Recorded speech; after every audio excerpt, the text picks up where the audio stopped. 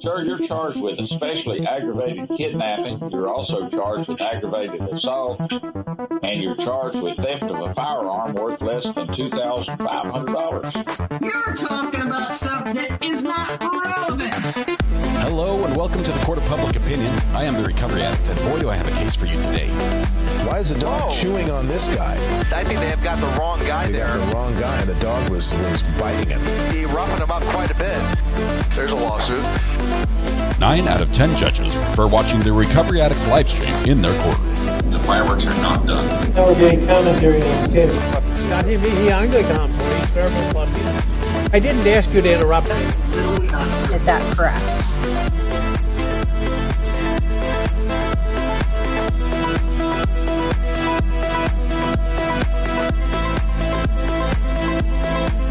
There we go. If I hit the right button, everything works just fine. Welcome. Welcome to the Court of Public Opinion. I am the Recovery Addict. Thank you very much for joining me this morning. It is a wonderful day. It is a wonderful day. I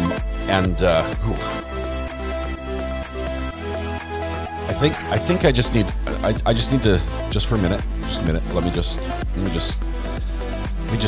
rest for a minute and rest my eyes and take a deep breath. Watch the money roll in. Yeah, let's do that. Okay. All right. And now we're back. All right. Happy morning. Thank you very much for being here. I have to say a couple things first as we turn the music down a little bit so you can hear me. Just 1 second. Live chat. There we go. First of all, welcome, Becca. Becca, there. Oh, let's try that again. Becca, there you are. Becca was first in chat today. Becca, I don't think you've been first in chat before, so I'm not sure if you know. I'm not sure if you know what you did, what crime you committed this morning. But you are first in chat. First person in chat. They broke the silence, and just like breaking the law, there's a penalty for breaking the silence, and that penalty is we sentence you with internet ownership. Meaning that on top of everything else you had to do today, you now have to take care of everything IP related worldwide. And so everybody who's using anything internet related and has a problem will be calling you. It's a small thing. Well, it's a big thing, but it's small to us because we don't have to worry about it because it's your problem today. Becca, congratulations on being first in chat. We sent it to you with internet ownership. This is going on your permanent record. Make sure you head over to the merchandise page and pay your 50-cent fee. Because it's like a fine. You have to pay the 50-cent fine, and then we'll send you a digital download of a certificate commemorating this occasion. Thank you, Becca. Thank you, and congratulations on being first in chat. All right, let's see. We are mentally recovering from yesterday and last week. Yes, we are. It was, some of us are cheering, and some of us are licking our wounds a little bit, and that's okay. We are going to step away from the trial that we've been following for the last couple of weeks and do something a little bit lighter today. I think all of us can agree that trial was heavy. The facts in the case were heavy and are difficult. We try not to do too many heavy cases in a row. For that reason, we're not jumping straight into Adam Montgomery, which is the death of a child, and that also would be very heavy. So we're going to take a little bit of a break. I'm going to tell you some of the things that are coming up this week that are exciting, that are interesting, that we've been following for a while. We're also going to do a bit of court hopping this morning, maybe jump in on a couple of Zoom courts that we really just, you never know what you're going to get. It's like rolling the dice there. Sometimes you get just pure comedy, and sometimes you don't. so we're going to do that. We're going to take a look at some of our favorite courts as we hop around, and obviously if you guys see any that we've visited in the past and you know that are safe for us to visit based on the laws, let me know, and we'll jump over there. I see we've got Judge Kenneth King, I think is live right now. He's doing something interesting. Let's see, he's over here. We'll jump up with him. They've got all sorts of Zoom boxes, so interesting people to see, things to hear. That might be great. We'll take a look at that. First, before we get too far, I have to thank a couple people. First, Farm Simulator. For those of you that don't know, this is the closest I've come to having a relapse when it comes to computer gaming. Farming Simulator. It sounds like the most boring game ever, where you literally are pretending to be a farmer doing farm chores. Driving tractors, filling it up with gas, feeding feeding mucking out the pens, planting wheat, fertilizing. Roaches fighting. I don't know who won. Fertilizing fields. Oh my goodness, I love that game. My kids love playing it. It does not work very well on my computer. That's, I think, the only reason why I didn't fully relapse into that one. Farm Sim, thank you for welcome to the jury. Thank you for your support. Pam Coggin, good morning, y'all. 4 months from Pam. Thank you, Pam. Good morning. Good to have you here. Debbie Wilson also says membership in Recovery Addict is more fun than gestating a human. That's 9 months of support from Debbie. I'm going to have to take your word for it, Debbie. Although I think many mothers who have both experiences to compare would probably agree with you. Thank you, Debbie. Britta Aller also with 9 months says 9 wonderful months with a fantastic group of friends. Mods, you guys are amazing. All right, keep up the good work. Great place to be. Britta, thank you. Thank you so much. Novelle Leo says, morning all. How are we all feeling after yesterday's verdict? Hungover? No, not really. I mean, not like, but I've got just a wee bit of a headache. I will tell you, mentally, it was challenging for me because obviously I've got opinions and I've got feelings on things, and I loved listening to all the different viewpoints, and we did that, and we had more than just our normal crew, right? Our normal crew is great, and we know we're friends and we can disagree and we can do it respectfully. We had a lot of people in chat who are not our normal crew, and it got crazy, and I am sorry, mods. I am so sorry. They worked their fingers to the bone just trying to keep it basically, everything copacetic. That was a word of the day. That's the biggest word I'll use today, I think. But it was very hard work for them. I didn't give them breaks, just one after another. As soon as the verdict came in, they were ready to be done. They're just like, oh my goodness, this day has been terrible already. And then I started taking phone calls on top of that, and yeah, so thank you, mods. You are wonderful. Novelle Leo, thank you for 5 months of support as well. Appreciate that. It wouldn't be the same here without you. All right, we have things to do. We have things to do. The least of which is not this one right here. Mike. What day is it, Mike? Guess what today is? It's hump day. Hump day! Welcome to Wednesday. We made it halfway through the week. You thought I forgot. I did not. Yes, I did forget. Who reminded me? I saw it zip by on the screen. All right. Got that out of my system. We are halfway through the work week. It was amazing. Let's see. I don't know who reminded me, but thank you for the quick reminder. We are going to have a little bit more lighthearted streaming today. I want to tell you about something that fingers crossed, and this will take a miracle to pull off. It would take a miracle to pull off. But do you guys remember? And I'm talking. It's not just me. We would need like the stars to align, the clouds to part, angels to sing, and a leprechaun and a pot of gold to appear at the end of the rainbow. It's a long shot, right? It's a lot of things that need to happen for this to work, because there's a case coming up that starts on Monday out of Oklahoma in front of their Supreme Court involving a judge as the respondent, as the defendant. The judge is the texting judge, the one who sent like 600 texts to her bailiff during a murder trial about how the defendant, or how the different people in the courtroom looked, and how dreamy one of them was, and how the other person was sweating through his suit. And yes, it's coming up. I haven't seen anybody talking about it online, and here's the problem. The Supreme Court out of Oklahoma normally does not televise their cases, normally, but when there is enough interest, and I'm not saying to do this, but when there's enough interest and they think that it will be too crowded, standing room only, then they do televise it. So if they will televise this one, then we should be able to get access to her, to her trial, which they've got like 152 witnesses listed. They're saying it's going to be like a 3-week trial, and it's going to go through everything. Have you heard about the pink chair?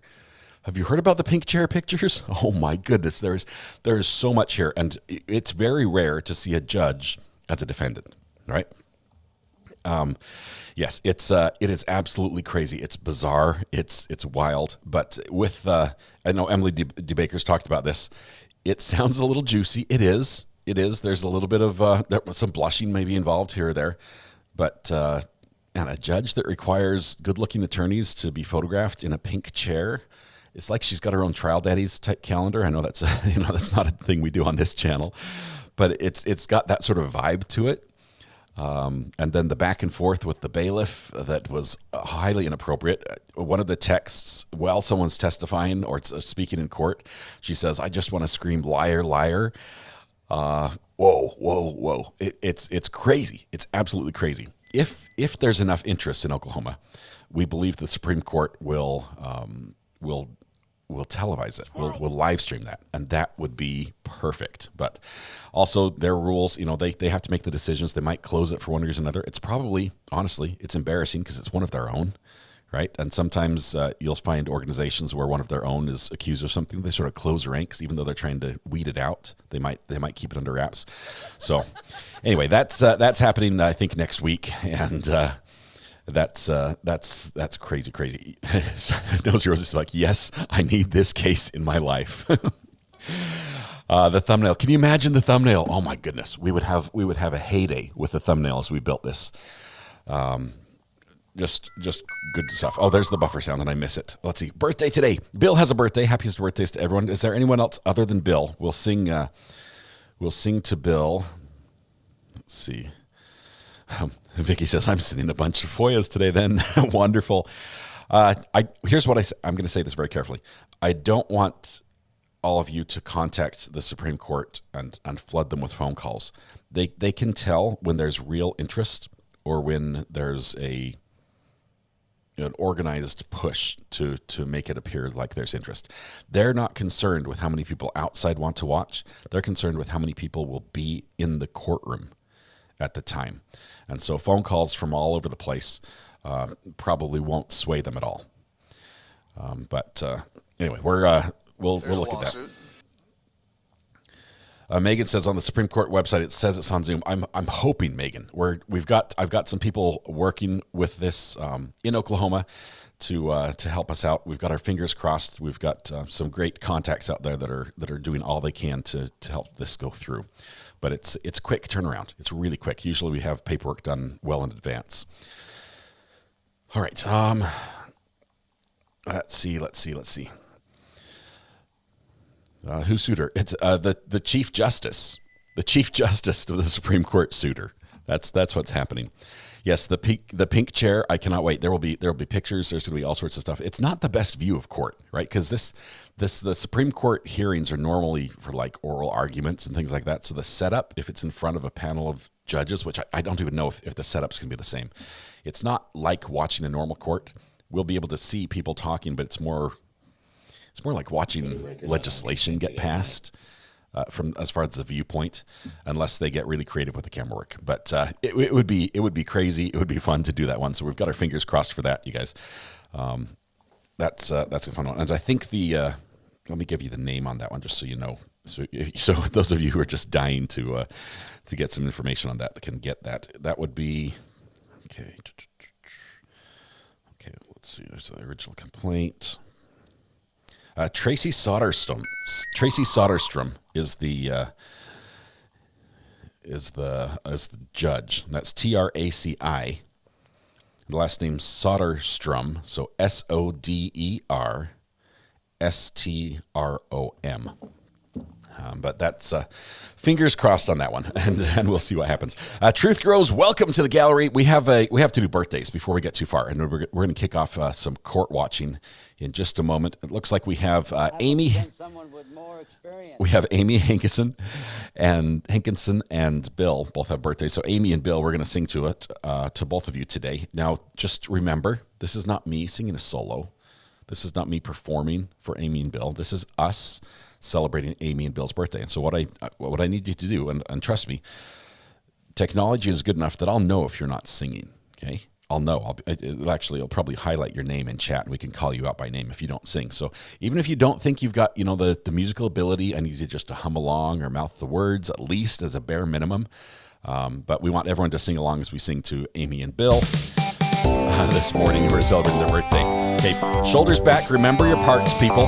Loud voices, but blends. I want you to drown out your neighbor. Make sure you're blending your voices. Let's warm up together. La la la la la la la. Here we go.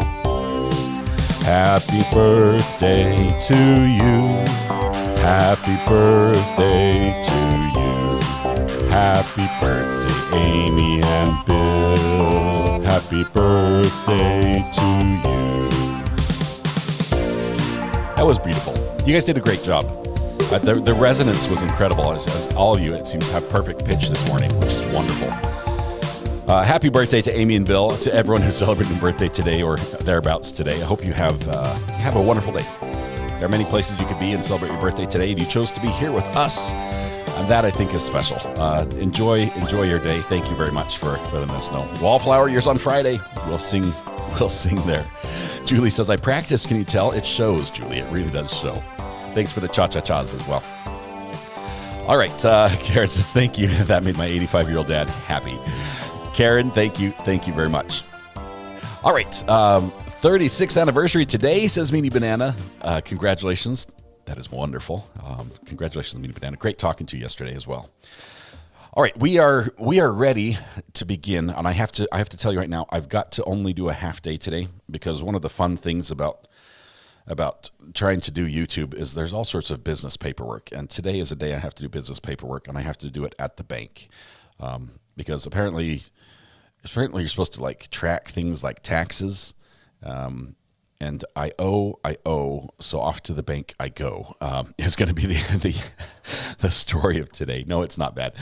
It's not bad. I just have to have a dedicated account that to keep things separate so that my taxes don't cause me the headaches that they do this year.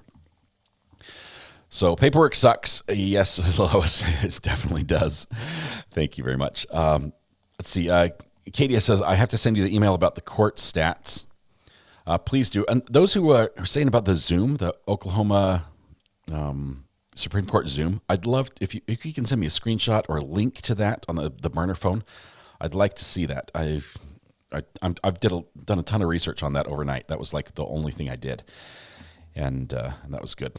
Let's see. Abby says you should redirect us to Lawyer No at 1 p.m. He's covering the juror who spoke out from the Crumbly trial. Yes, I saw that. I'm going to try not to talk about it, because I think we need a break. But I still would love to hear what he has to say. I love how he covers that. Let's see. We have, is there anything else we forgot before we dive in? For those who haven't court hopped before, this is, Kedia, thank you very much. Thank you.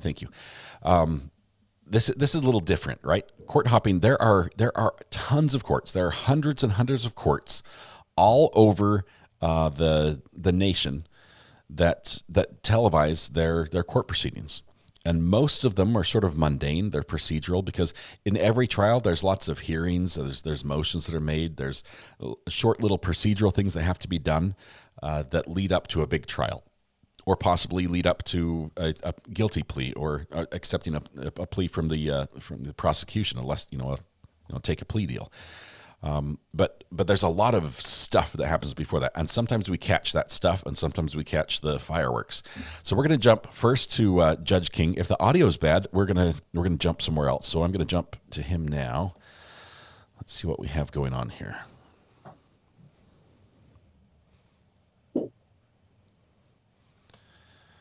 The judge is in the top left corner, Judge Kenneth King.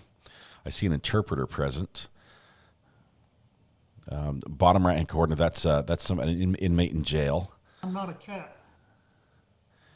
Looks like the prosecutors are in the courtroom. Sent me a video. They're behind glass. Fighting. I don't know who won. Sir Boon's back in court this morning? I thought it was on Friday.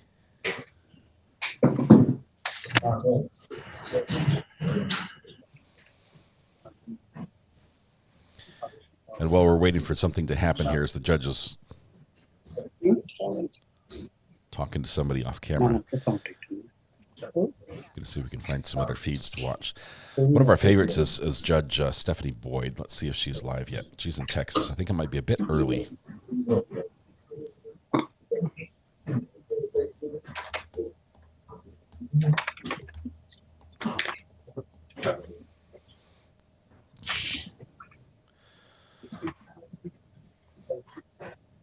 She's probably going to start here within an hour, I think. So we'll keep an eye on that.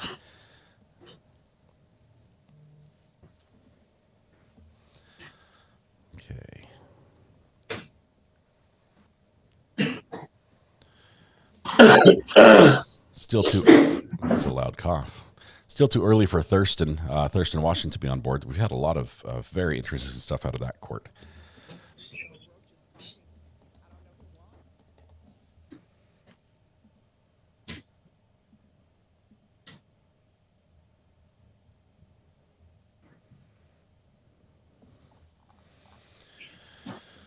Okay, Amanda Bell, I'm not going to be covering the Adam Montgomery trial. We covered his firearms trial, which was interesting.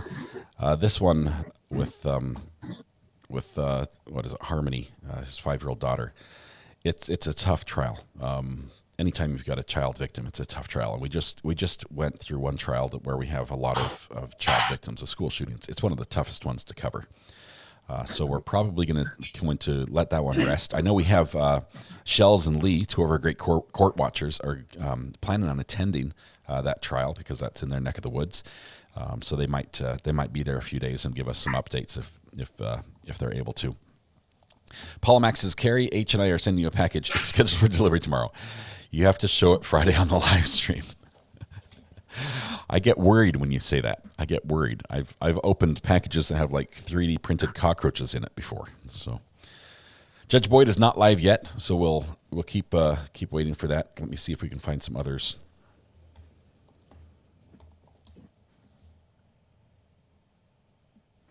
Sure.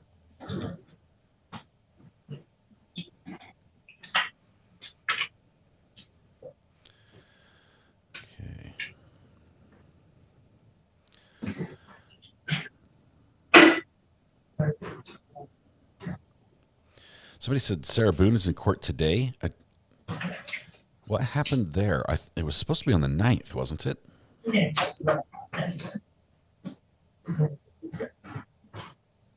Dale, are you aware of those charges? Hang on one second. Let's see.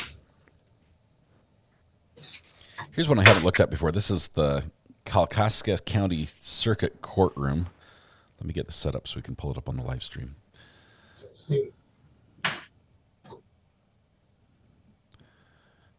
Okay, let's jump because Judge Kenneth King is not doing much at all. So let's jump to this one. The plea offer from the prosecutor, Mr. Kincaid, was that if you pled guilty to a single felonious assault charge, that is count 2, assault with a dangerous weapon, which is punishable by a maximum of 4 years in the state prison system, then the prosecutor would dismiss the habitual second, would dismiss all of the other charges that have been filed against you in both of these felony files. Are you aware of that potential plea agreement? I wasn't aware I was a felon already. I didn't. The allegation, Mr. Kincaid, was just that it's an allegation. I have not yet found it to be true, but the allegation is that you were previously convicted either of a felony or an attempt to commit a felony, in that on or about 9/23 of 2008, that you allegedly were convicted of the offense of attempted resisting and obstructing. If I find that you were convicted of the offense of attempted resist and obstruct a police officer, an attempted felony under the state law can be used to enhance a subsequent felony conviction. So what that means is even if you weren't convicted of a felony, if you were convicted of an attempted felony, the court could potentially use that to enhance a later felony conviction. So were you convicted of the attempted felony in the past? I wasn't aware. Well, you were here, you were in the 41A District Court for Macomb County, state of Michigan in 2008, correct? I remember when I was 17 and I got into some trouble, yes. So you were charged with resisting and obstructing a police officer and you pled to an attempt, is that right? I'm not honestly for sure whether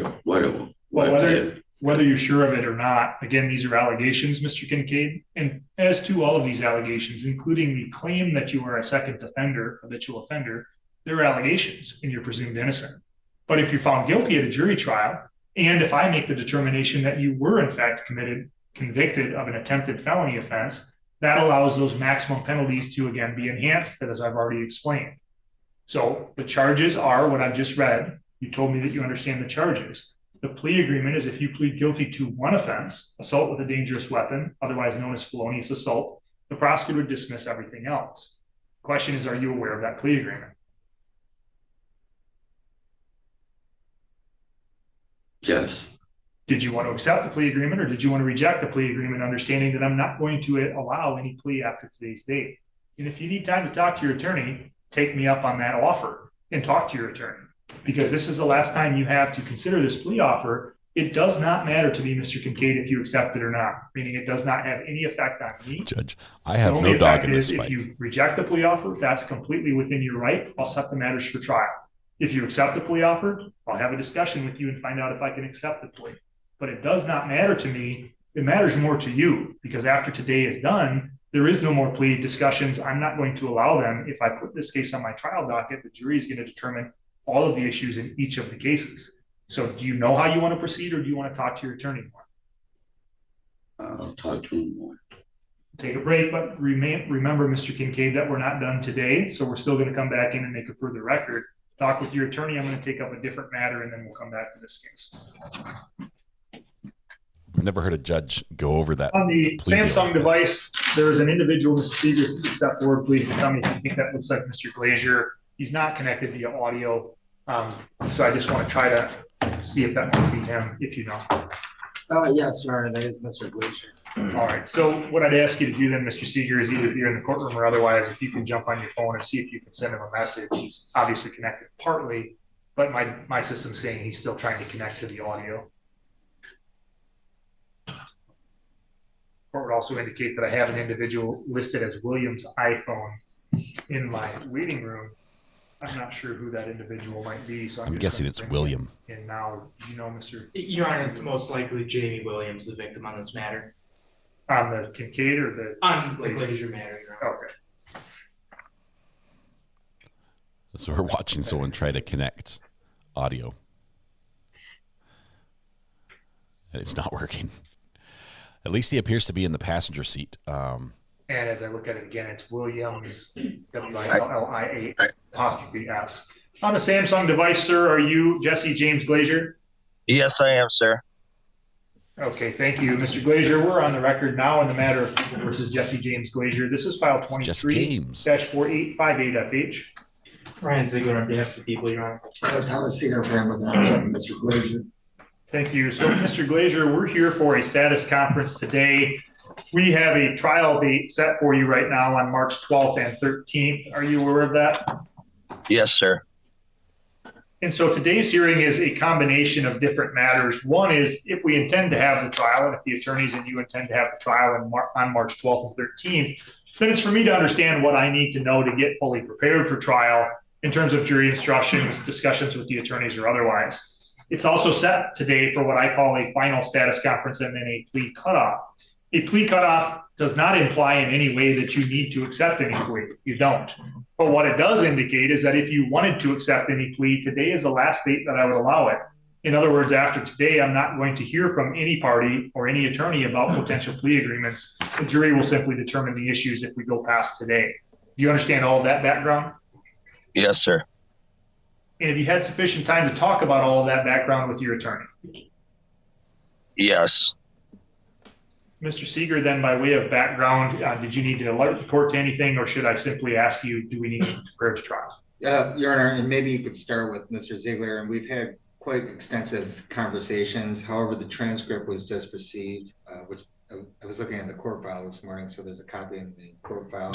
There is. For which, and I don't want to speak for Mr. Ziegler, but Mr. Ziegler was hopeful to review some things with the complaining witness to determine what course he may or may not take, which ultimately, if we're not able to resolve that, which I understand today is the final settlement conference, Your Honor, that we would proceed to trial, and I'm ready to proceed to trial, and I think Mr. Ziegler is likewise ready to proceed to trial, but then there are some questions that maybe he needs to further examine based on some information that he didn't have previously. Well, what information would he not have? Well, I'll hear from the prosecutor ultimately, but are you asking, without saying it directly, that what you're seeking is a final status conference or plea cutoff to be adjourned to a later date so that those discussions can take place? Is that what you're saying? Your Honor, I have no objections to, because generally I'm always trying to attempt to resolve a file if that's possible. And right. I do understand that the court has deadlines and we generally try and adhere to them. This may be somewhat of the exception of the rule, primarily because there are things in the transcript that I find to be unfavorable. The prosecuting attorney may disagree with that assessment. But in any event, he was cordial enough to attempt to try and reach out to the complaining witness to discuss certain things that were borne out in the preliminary examination transcript. So I think he just wants to have another opportunity to attempt to discuss matters with the complaining witness to determine whether or not a resolution is possible or not. But I don't want to speak for the prosecuting attorney. Mr. Ziegler, what light can you shed on this situation? Your Honor, we've had some plea discussions on this case over the course of the last couple of months. However, they've been somewhat, I don't want to say lackluster, but for lack of a better term, Your Honor, without the transcript of the preliminary exam for which my assistant had done and which she is no longer available for me to discuss with, I had a very different view of the facts in reviewing the report than I do now, having the opportunity to look through the transcript. After receiving that transcript, Mr. Seeger and I have had a number of discussions about potential resolutions, but I think it would behoove me to have some of those discussions with the victim in this case before having a final status conference. I think there are some factual issues that I need to address. It's a long way to go about making this motion. Before I would be comfortable making any particular plea offers or determining whether or not to proceed to trial. So for those reasons, Your Honor, it would be the people's request that the court adjourn the final jury status conference for a period of 30 days to give me some time to sit down with the victim in this case and determine how best to proceed. So the difficulty, counsel, is just this. I have time that I can, well, I don't, I'm trying to think forward. If I have a motion week in March, I do. And so I can certainly set this matter on my motion practice day for Kalkaska County in March. The difficulty is that likely will be only within a matter of a week before trial.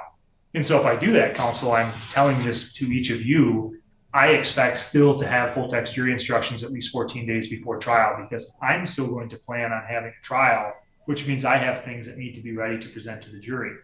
And so if I grant that request, because I hear the attorneys asking for it, Mr. Ziegler, can you assure the court you'll still have jury instructions to the court as if we're going to have a trial at least 14 days before trial?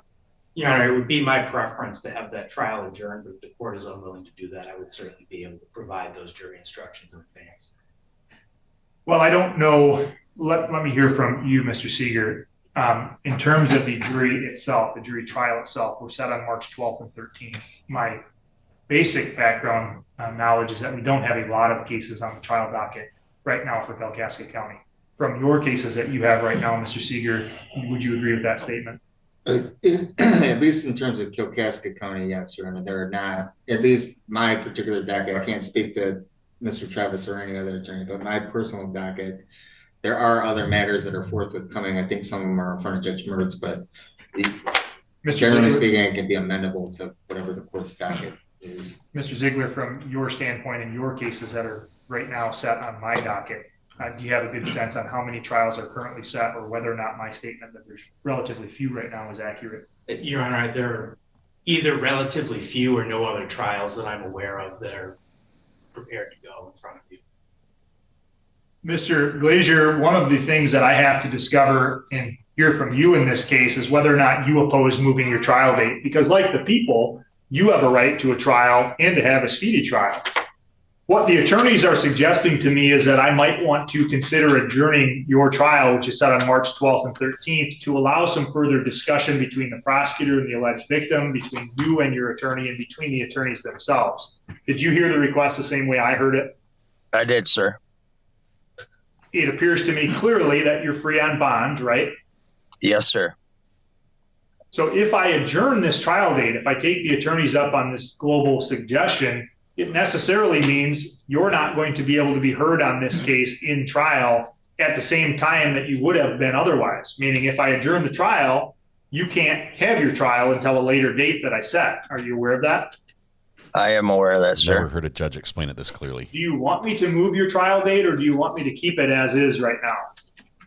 I think I agree with the prosecutor and my lawyer. So it's ultimately up to you, but yeah, if we could adjourn it, that would be fine with me. You wouldn't have an objection if I agreed with the attorneys in that regard. Is that right? I would not. Mr. Seeger, for all of those reasons, I think I know the answer, but just to be clear, you don't have an opposition to moving the trial date. I know you didn't make that request, the prosecutor did. As long as the client's all right with it, Your Honor, and that's not something that I had discussed with them, but if he has no objection, then I have no objection to either. I don't like to move trial dates, counsel, but this county is luckily in a unique situation where we have very few trials on the docket, and so I can get a new trial date relatively easy. I'm going to grant the prosecutor's oral motion because especially the defendant has not disagreed and neither has the defendant's attorney. I'm going to do two things. I'm going to pick a new trial date. I'm also going to set a final status conference on either the month before or the month of our new trial date. I'm going to view that trial date, though, Mr. Glazier, Mr. Seeger, and Mr. Ziegler, as more of a firm trial date. I say more of because I viewed this case as a firm trial date, but I understand things change in every case, especially with the change up of the prosecutor's office and who handled the file. So I find good cause to adjourn, but I'm going to view the next trial date as really set in stone.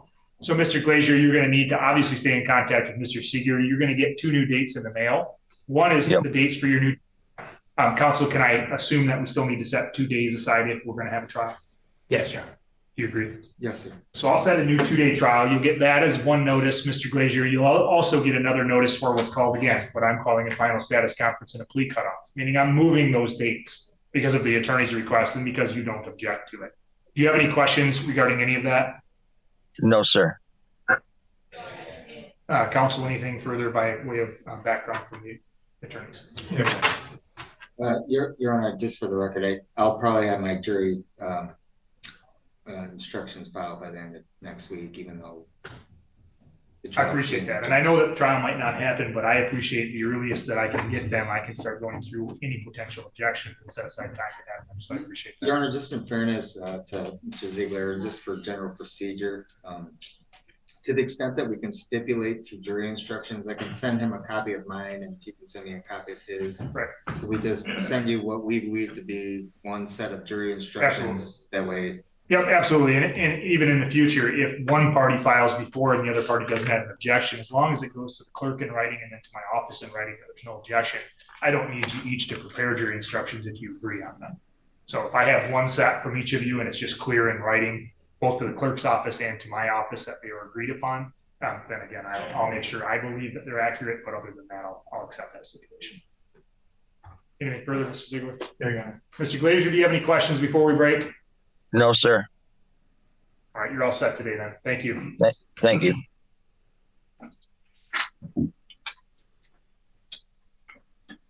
Looks like we have Mr. Bertrand. Is that your case, Mr.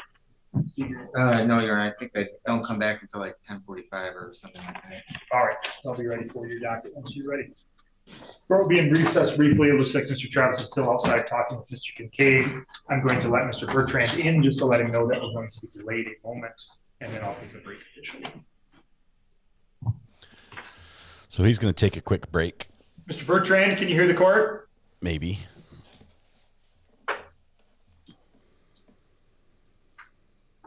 Mr. Bertrand, this is Judge Hunter. Can you hear the court?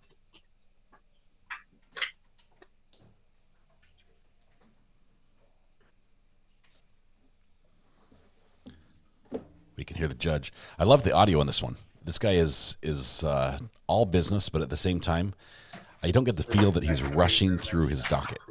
Sometimes you get the feel that a defendant shows up in court. All rise. Everyone stand up. Here we go. Sometimes you get the feel that the judge was rushing through the docket and the defendant comes into court and it's like a whirlwind and I'm like, what just happened? I guess my attorney will explain it to me later. This judge is not just clear, concise, he's straightforward. Process, just move through. But at the same time, he makes sure the defendant knows what's going on. It's like, hey, this is your trial, right? This is your time. You're the one that's on trial here. Are you okay with what's going on? I like him. Man, I do like that judge. That is really cool. We'll have to watch him to see if something fell down the stairs. I think it was laundry. Did the laundry basket just slide down the stairs? We're gonna subscribe to that judge for sure. That's Judge Colin G. Hunter. Let's see. All right, who do we have? Judge Andrew Kowalowski.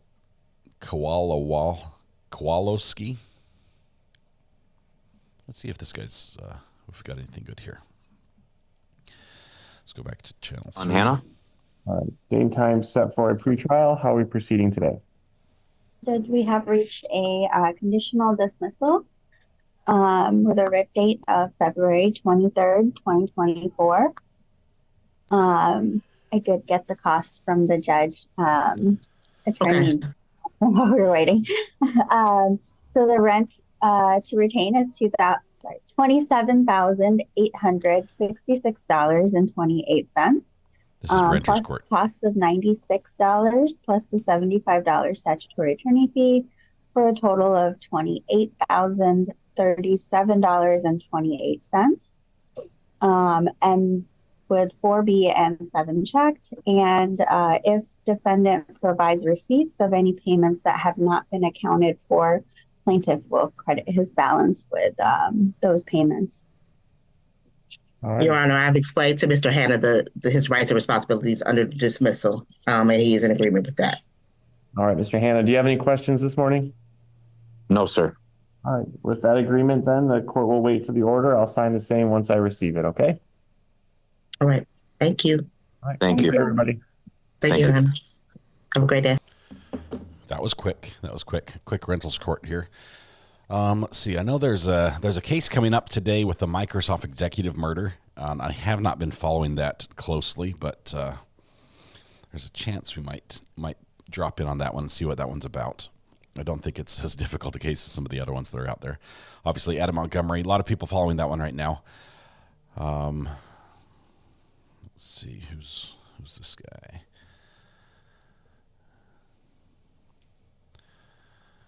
Jared Bradigan. They're in court. Let's see. Judge Kenneth King, we saw him earlier.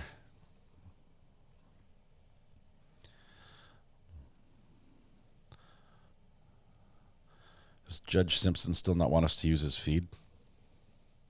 Oh, look, guess what Judge Simpson no longer has on his feed? He no longer tells us we can't use it. Let's go there. Let's go to Judge Simpson, shall we?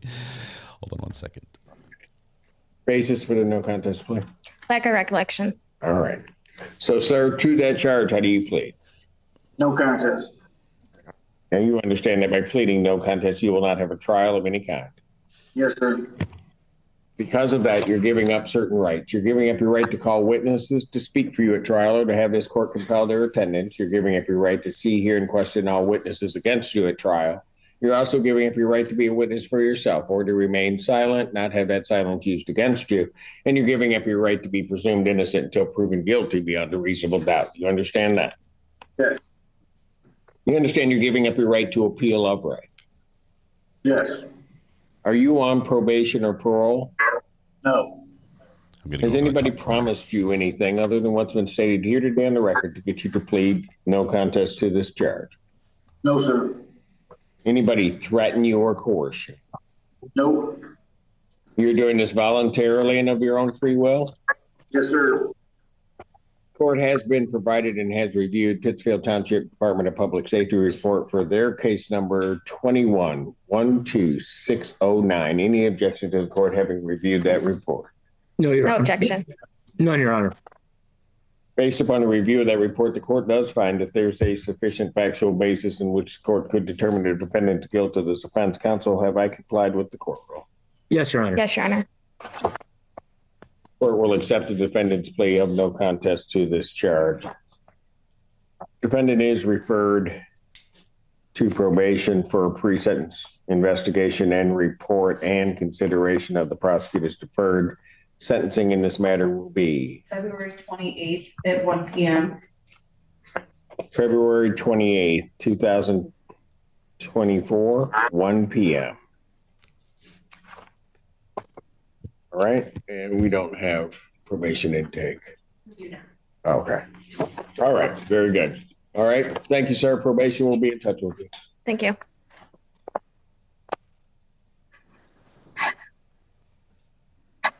Case People versus John Brennan.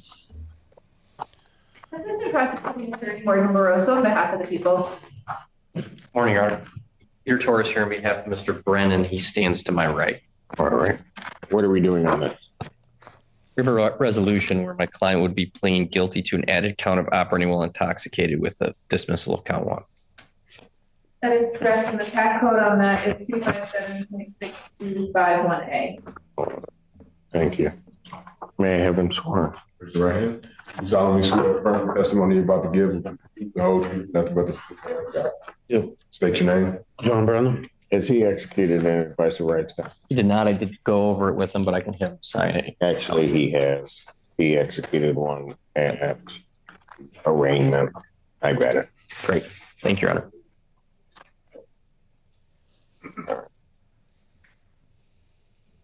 Sir, it is the court's understanding that you're going to be pleading guilty to the charge of operating while intoxicated.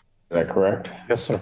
That is a misdemeanor punishable by up to 93 days in jail, up to a $500 fine plus court costs. The court could order rehabilitative services or any community service the court deems necessary. Court could also order your vehicle immobilized, could order you to pay the cost of prosecution as well as the cost of any emergency governmental services. You understand that, sir? Yes, sir. All right. Still wish to plead guilty? Yes, sir. And to that charge, how do you plead? Guilty. Now, you understand that by pleading guilty, you'll not have a trial of any kind? Yes. All right. You had executed an advice of rights form previously. You recall doing that? Yes. All right. Do you have any questions regarding any of those rights? No, sir. Please look at paragraph 5. You'll see a copy on the podium. Those are your rights which are part of a trial. You understand that by pleading guilty, you'll be giving up those rights as well as all the rights on that form. Yes, sir. You understand you're giving up your right to appeal upright? Yes. Are you on probation or parole? Who's in the red light Has district? anybody promised you anything other than what's been stated here today on the record to get you to plead to this charge? No. Anybody threaten you or coerce you? No, sir. You're doing this voluntarily? Yes. Of your own free will? And because you believe that you are guilty of this offense? Yes. February 5th, 2023, at the location of Michigan Avenue near Plum Hollow Drive, Pittsfield Township, Washtenaw County, State of Michigan. Were you operating a motor vehicle? Yes. Prior to operating that motor vehicle, did you consume intoxicating liquor? Yes. What did you have and how much? Several pints of Guinness. Several pints. Were you stopped by the police? Yes. A lot of Guinness. Why'd they stop you? Because I was drunk, They sir. said I was swerving. Swerving? Yes. Are you disputing the right of the police to stop you in this case, sir? No. All right. Were you ultimately arrested? Yes. Were you taken to the police station or hospital? Hospital. Both. All right. Was there a blood draw? Yes, sir. What were the results of that blood draw? 0.197. 0.197. All right. You have any reason to dispute those test results, sir? No, sir. All right. Counsel, have I complied with the court rule? Would it be proper to accept this defendant's plea? The people are satisfied, Your Honor. Satisfied, Your Honor. All right. Court will accept the defendant's plea to count 2. Count 1 is yes. Defendant is referred to Von Swartz for an alcohol screening and assessment and the victim's impact panel. Sentencing in this matter will be February 28th at 1 p.m. Thank you, Emily. February 28th, 2024, 1 p.m. With his conditions, we'll continue. Thank you, sir. Thank you. Court calls the case of the people versus Rashad Al-Mehdi. On behalf of the people. Good morning, Your Honor. This is Greg Meehan on behalf of the defendant. This was a review hearing, if I could call it that name. We were to complete a program prior to the hearing. We provide the certification both to the court and to the prosecutor, and we ask respectfully and humbly that the case be dismissed, Your Honor. Wow. Wow. Yeah. Is that right, counsel? That is accurate. It is? Yeah. So you have no objection? I did something right. I know. Hey. When that happens to me, it's like a blind squirrel finding a nut. Would you? So you have no objection to this being dismissed? No, Your Honor. All right. Case is dismissed. Thank you, Your Honor. Thank you. Thank you. Thank you. Thank you. What does he have? Court calls the case. People versus Thomas Getz. What's he wearing under his robe? It's like red and gold. Good morning, Your Honor. Stephen Dodge on behalf of the defendant. Your Honor, this is a date and time set for an arraignment pretrial. I have had the opportunity to discuss, or the pleasure to discuss this matter with the assistant prosecutor. I believe she needs Really? It was a pleasure? It was. It was indeed. That's weird. And Nobody else says that. Anyway, go ahead. But in any event, Your Honor, my understanding, she's going to need to consult with the complainant, so we're not able to resolve the case today. My client does need to be arraigned, however. Yes, as to the arraignment, you do waive formal reading. Your client stands. I do, Your Honor. Defendant having waived formal reading, standing mute. Court will enter a not guilty plea.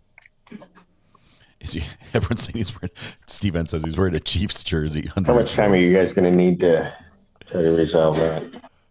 I think 2 weeks. All right. Pretrial in this matter will be adjourned to February 21st, 2024, 9 a.m. Aaron Mitchell As to wants to bond go in next. this case, I'll set the defendant's bond, $5,000 personal recognizance bond. I'm going to move out of the way in case I'll this order attorney standard shows up. conditions, including no assaultive behavior or possession of weapons. You understand that, sir? Man, you can't assault anybody? They're taking freedoms away left and right. I'm sorry. I cut you off. I apologize. No, she comes in here, starts up like I just started doing this yesterday. I know, I wasn't even done. I know, you know. To be fair, there was a very long pause. Wow. Seriously. Now she's going to make excuses. It's that other side of 23 thing. All right. Sir, there's to be no possession of any alcohol, recreational marijuana, or any illegal drug. You understand that, sir? Yes. I will also order that there is no contact with the complaining witness, Michael Back. You understand that, sir? Yes. I love this judge. He's absolutely amazing. All right. Is there any reason you need to go to the 2121 Oak Valley Drive? No. I'm also going to order that you not go to 2121 Oak Valley Drive in Pittsfield Township. He's running a mixed court, so partial Zoom, partial in person. All right, sir. And yes, doesn't miss a beat doing it. All right. I know that was a long pause, too. Anything further? No, sir. All right. Thank you. Thank you. Sorry about that. Thank you. Court does call the case of the People versus Savannah Weasel. Prosecuting Attorney Morgan Barroso on behalf of the people. Morning, Your Honor. David Shannon on behalf of Savannah Weasel. Another person that just started doing this yesterday. Here we go. All right. Another person that just Your started Honor, doing this if yesterday. you remember the last time we were here, we tried to referral to 15th District Sobriety Court. Yes. Ms. Weasel has been screened and assessed and accepted. Wonderful. So today we're going to enter a plea of operating while impaired, and the more serious charge of operating while intoxicated will be dismissed. And obviously have sentencing here, and then she will have another one in 15th District Court.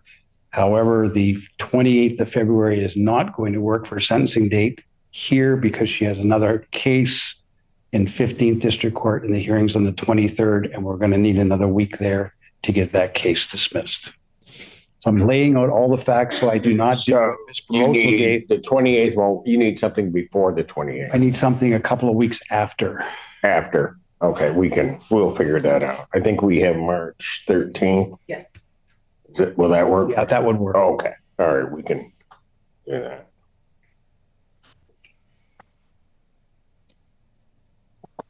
May I have her sworn? Raise your right hand. You solemnly swear affirm the testimony you're about to give will be the truth, the whole truth, and nothing but the truth, so help you God. I do. State your name. Savannah Weasel. All right. Ma'am, it is this court's understanding that you're going to plead guilty to the charge of operating while visibly impaired. Yes. That is a misdemeanor punishable by up to 93 days in jail, $300 fine plus court cost. Court could order rehabilitative services or any community service the court deems necessary. The court should also advise you that the court could order your vehicle immobilized, could order you to pay the cost of the prosecution, as well as the cost of any emergency governmental services. You understand that? Yes, Your Honor. Still wish to plead guilty? I do, Your Honor. And to that charge, how do you plead? Guilty. Now, you understand that by pleading guilty, you'll not have a trial of any kind. Yes, Your Honor. Have you executed an advice rights form? It's right here, Your Honor. All right. So you signed that advice of rights form? Yes, I have. Any question regarding any of those rights? You'll see a copy on the podium. Please look at paragraph 5. Those are the rights which are part of a trial. You understand that by pleading guilty, you'll be giving up those rights as well as all the rights on that form. Yes, Your Honor. You understand you're giving up your right to appeal of right. I'm sorry, to appeal. You're giving up your right to appeal of right. Yes. You understand what that means? If you don't, I'll explain it. What it means is you wouldn't, because you're entering a plea, you wouldn't have an automatic right to appeal. You would have to ask permission of the higher court, that being the circuit court, to appeal any sentence or conviction. Yes, Your Honor. You understand that? I do, Your Honor. All right. Are you on probation or parole? No. Has anybody promised you anything other than what's been stated here today on the record to get you to plead to this charge? Yes. Anybody threaten you or coerce you? You're doing this voluntarily? Yes. Of your own free will? And because you believe that you're indeed guilty of this offense? Yes, I do. January 1st, 2023, at the location of Carpenter Road, Pittsfield Township, Washington County, State of Michigan, were you operating a motor vehicle? Yes, I was. Prior to operating that motor vehicle, had you consumed intoxicating liquor? Yes, I did. Do you recall what you had and how much?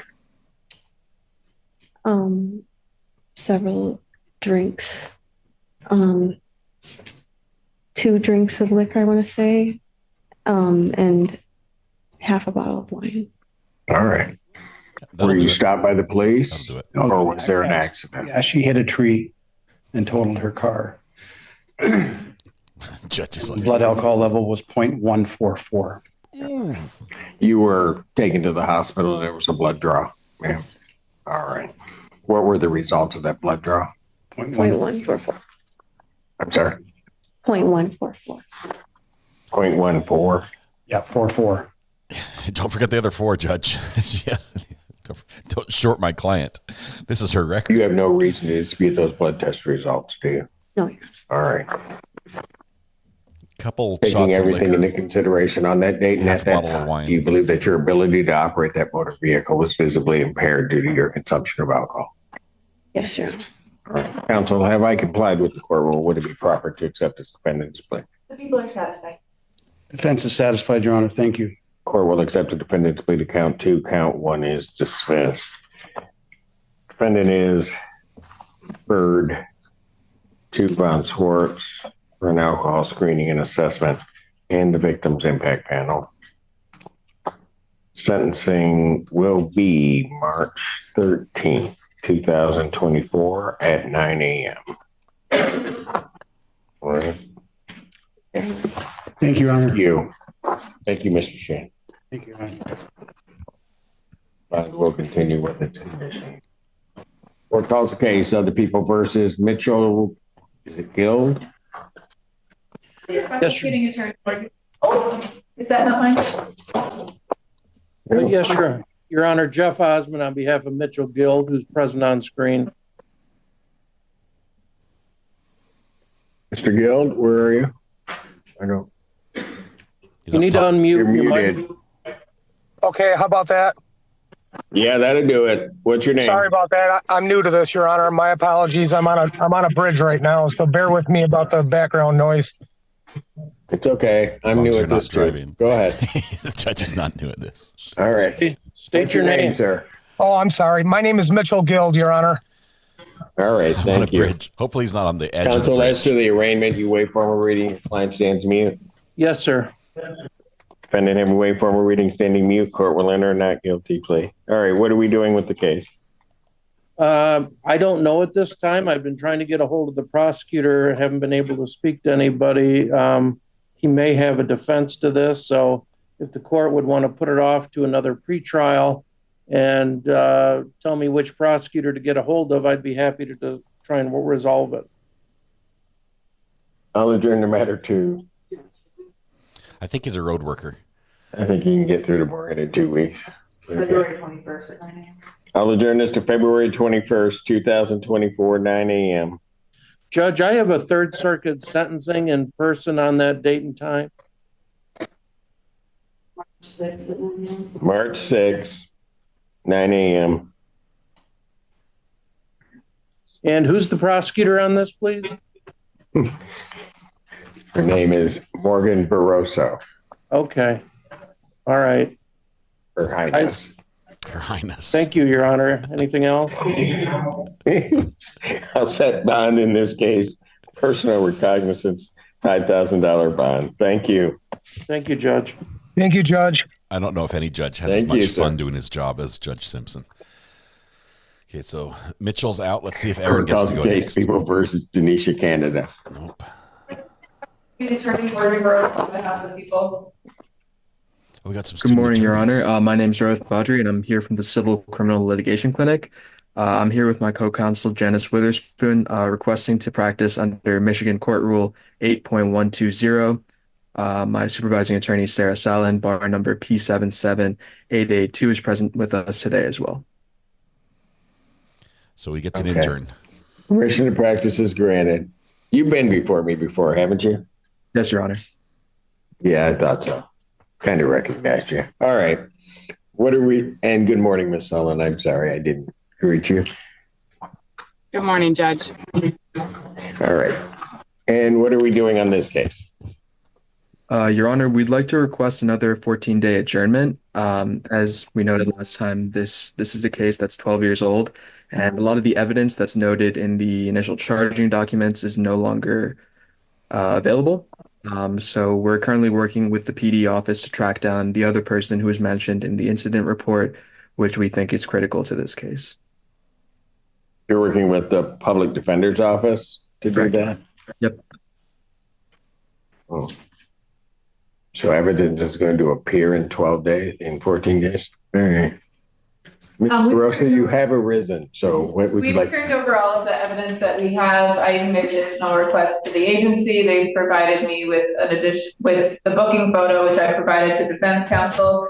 At this point, an offer has been extended for the defendant to plead to an added count 2 of retail fraud third. In exchange, count 1 would be dismissed. There is no restitution at issue in this case.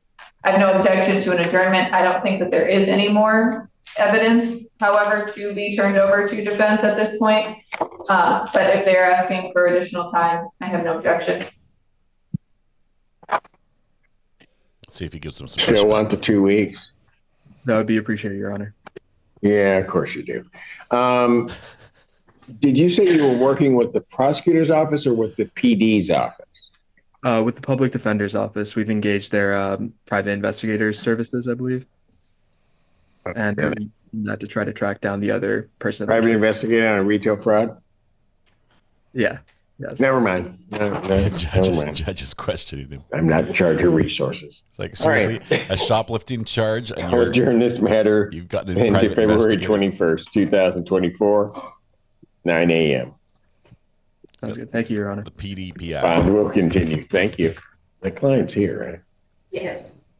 They didn't identify themselves, did they? No. Canada, could you identify yourself, please? Banisha, Canada. All right. Thank you. All right. We'll see you in a couple of weeks. Okay. She never appeared. Court calls the case. People versus Aaron Mitchell. Aaron, you're up. Assistant Prosecuting Attorney Morgan Barroso on behalf of the people. Good morning, Judge Attorney John Camilleri on behalf of Aaron Mitchell. We got Aaron Mitchell, could you state your name, please? Aaron Mitchell. Thank you. As to the arraignment, your client waives formal reading, stands mute. Correct, Judge. We waive formal reading and stand mute. Thank you. Defendant having waived formal reading, standing mute. The court will enter a not guilty plea. All right, what do we need to do on this case? Judge, my client would be willing to plead guilty to the a lesser charge, possibly non-abstract. I know the fine is only $250 or $300, and we could stipulate to the payment of that same fine. Everybody wants a lesser charge. Hey, have you talked to the prosecutor about that? I believe Madam Prosecutor is in the courtroom, and if she's agreeable, Judge, we do it right now. Well, I don't do plea on the record. I don't do plea negotiations on the record. So you're going to need to make a call or do something. I sure will. I was trying to chat, but I just didn't. I'm not tech savvy on chatting. Last minute plea deal offered by the defense. Yeah, she's not on the chat. In she's court. In the courtroom. That's what I thought. That's what I thought. Here's what we'll do. Let me adjourn this out to the 21st, February 21st, 2024, 9 a.m. It's 2 weeks. And I'll set the defendant's bond at a personal recognizance $5,000 bond. And then that'll give you guys time to chat. I thank you, Judge. And can we keep it on the same Zoom hearing? Yes, you can mark that. They can appear by Zoom. That's fine. I thank you, Judge. Appreciate it. Bye-bye. Okay, let me just call the lawyer Okay, out. so the people versus that attorney Magdalena on this job. Melveska. He should have reached out and talked to the prosecutor. I messed it up the last time too. No, you did fine. When I mess up her name, she always smiles, and I say I messed it up. Assistant Prosecuting Attorney Barroso on behalf of the people. Your Honor, may it please the court, Greg Rowe, on behalf of the defendant, I appear via Zoom for consent. Your Honor, I have to apologize to both the client and the court. My partner handled this hearing last time, and somehow we did not secure discovery. And I would need that to actually intelligently discuss a plea opportunity for my client. If the court is still on, like a 2-week extension or 2-week adjournment. All right, I'll adjourn the matter. Your name, ma'am? Magdalena Malevska. See, she says it's easy. Oops, we forgot to get the evidence, Judge. February 21st, 2024, 9 a.m. Thank you, Your Honor. And the prosecutor assigned to this case is the courtroom prosecutor? Pardon? Is the prosecutor assigned to this case the courtroom prosecutor? Barroso. Don't forget the name. Everybody's asking. Nobody knows you. Arepso? Barroso. Morgan Barroso. Call the Washtenaw County Prosecutor's Office. Everybody knows her there. Just call. Thank you, Your Honor. Make a call. And may I also appear via Zoom at the next hearing? Yes, you can. Just let my office know you will be, please. Thank you, Your Honor. Thank you. Have a good day. Court calls the case. People versus Alex Eber. Your Honor. Assistant Prosecuting Attorney Morgan Barroso on behalf of the people. Deborah also on behalf of the defendant, Alex Eber. Please state your name. Alex Eber, Your Honor. Your Honor. You know Miss Barroso? Oh, I'm sorry. Sorry. I do know her, but I didn't. Okay, all right. I was just checking because I do know. Everybody else seems to. I know her. We know each other from lots of courts. Yeah, I'm old enough to remember her from before Judge Crush Hour. Ages ago. Anyway, go ahead. Seems like it, Your Honor. Your Honor, we would like to adjourn this matter. Again? Yes, and the reason for that is my client didn't get an assessment. He got his assessment at Dawn Farm on January 15th. It's like pulling teeth to get them to send him the assessment and to send it to me. Where was the assessment? Where was it? You mean where was it performed? Yes. Amy Loring at Dawn Farms did the assessment with me over Zoom because she was feeling well. And I'd like to correct it. It was actually done on the 5th. All right. So I've been trying to get her to send the assessment over to Ms. Schlissel since then. And she hasn't sent it over yet. That was 2 days ago. So, Your Honor, I think we need this extra time to kind of get them to somehow to send it to me so I can send it to Ms. Barroso. Because it's important for the plea negotiations. How much time are you going to need? Your Honor, I was going to ask if I sent her another email literally this morning. Your Honor, I know we're not supposed to say a date. You can say a date. I don't know though. Can we have a date in the beginning of March? Wow. This judge does not like to push the. I got to scratch out this 2 and put a 3. Hold on.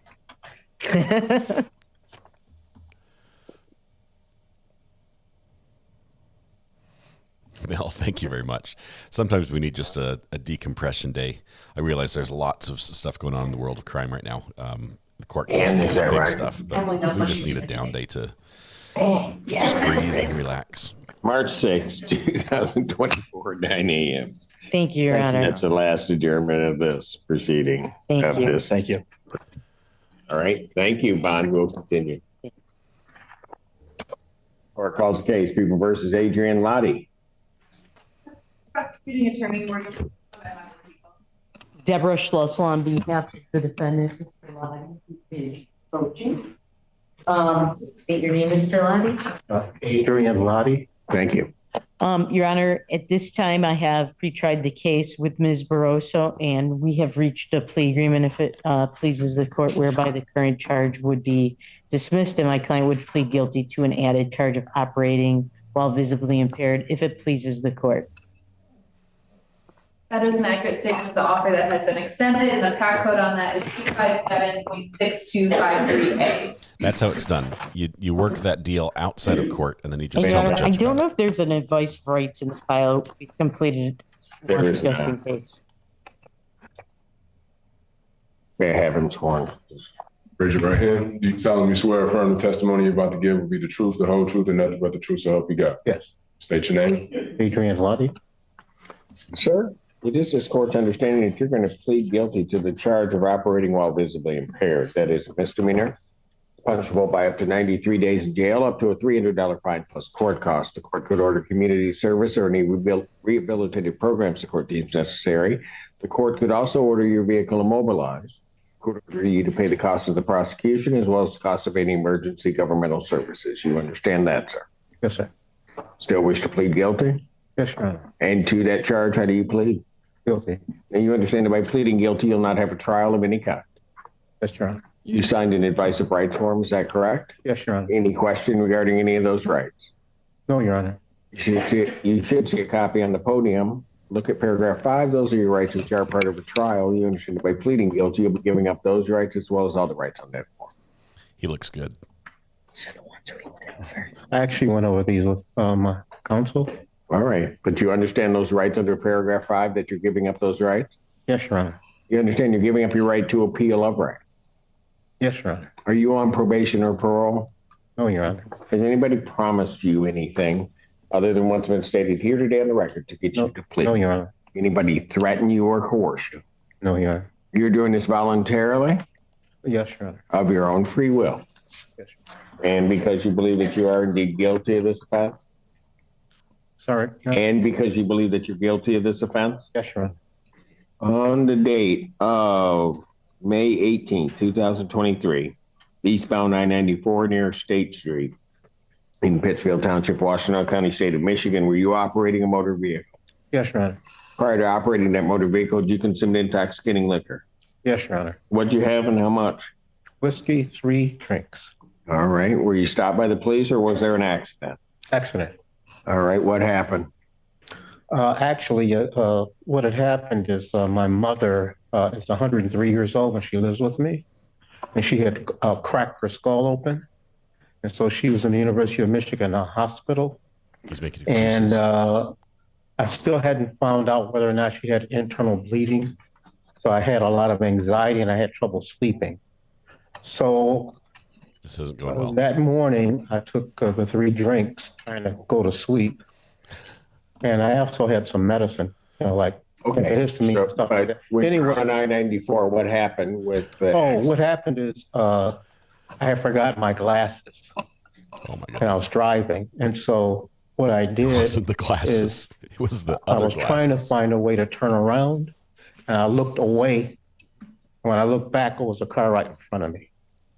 Okay, so the accident is you hit the car? Yes. All right. Did the police arrive? Yes, Your Honor. State All police. right. And were you taken to the hospital for a blood draw? I didn't know that at the time. I must have fallen asleep or something, but yes, I did. Your Honor, we'll stipulate to the 0.179 blood 0.179 alcohol content results. It was my glasses, not the 0.179 blood alcohol content. Oh my goodness. They're taking everything into consideration on that date and at that time. Do you believe that your ability to operate that motor vehicle was visibly impaired due to your consumption of alcohol? Yes, sir. Counsel, have I complied with the court rule? Would it be proper to accept this defendant's plea? The people are satisfied. Satisfied, Your Honor. His Court lawyer will accept bailed the him out. defendant's plea. We'll Count stipulate. two, We'll count one is stipulate. dismissed. Defendant is referred to Von Swartz for an alcohol screening and assessment and the victim's impact panel. Sentencing in this matter will be Oh my goodness. February 28th, 2024. His lawyer was dying right there as he starts with 1 this p.m. the 103-year-old mom in Your the Honor, hospital, I'm cracked supposed her to be in a skull. deposition all day that day with the client. March 13th, That works. 9 a.m.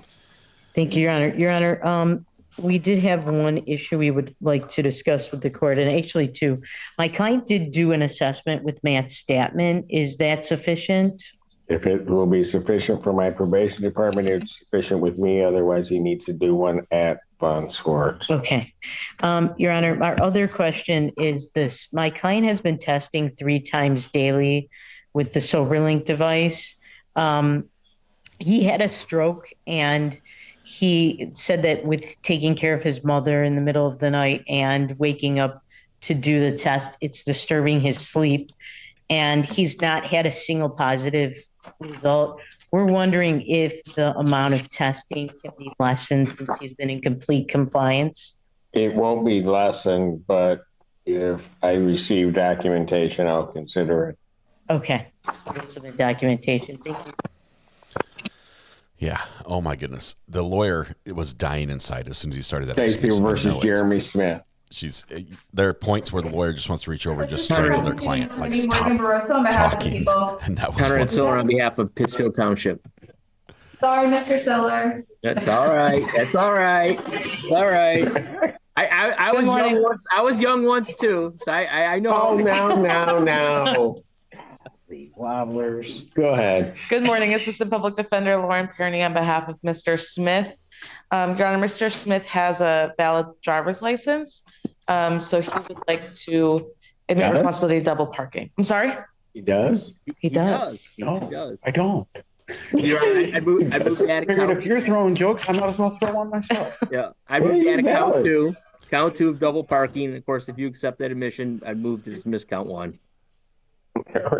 This is the DUI reduced to double parking. Is that the maneuver that they do here?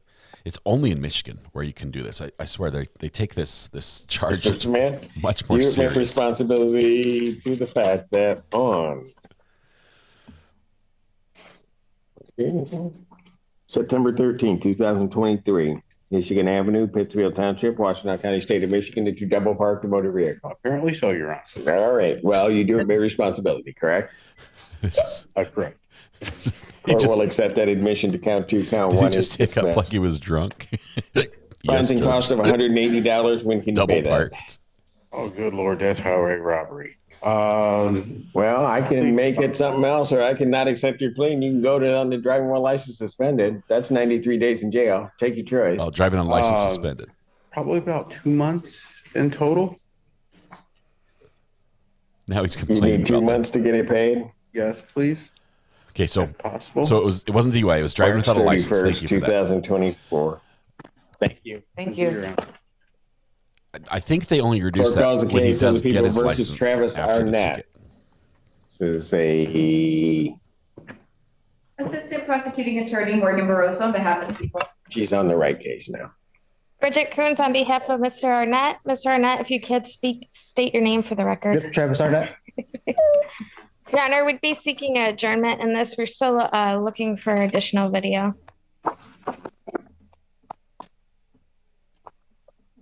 Anywhere in particular?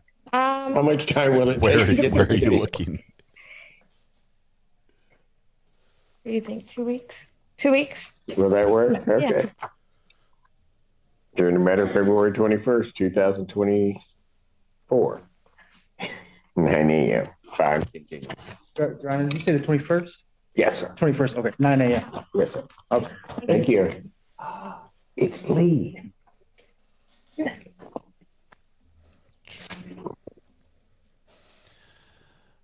Judge Court calls the case, people versus Walter Bowers. Call somebody in custody. Morgan Barroso on behalf of the people. Paige and Walter. Mr. Bauer. Bauer, you will need to state your name for the record. I don't see him. No show. Bench warrant. Bench warrant. Here? He's not on her. No. Well, Your Honor, I did speak with Ms. Morgan about this case. Mr. Bowers does have a valid license. Miss Morgan. Ms. Morgan. Okay. Ms. Morgan Barroso, I do know her. Okay, all right. Just checking. We're going to take a list of who knows more. Go ahead. I believe it was going to be a dismissal. I'd ask that you waive his appearance. That is correct, Your Honor. So this case is going to be dismissed? Yeah. Dismissal bench warrant. Okay, I'll just. Let me flip a coin. I'd rather haul his butt to jail for missing the court date. Oh, man. Dismissal, bench warrant. Dismissal, bench warrant. Fine.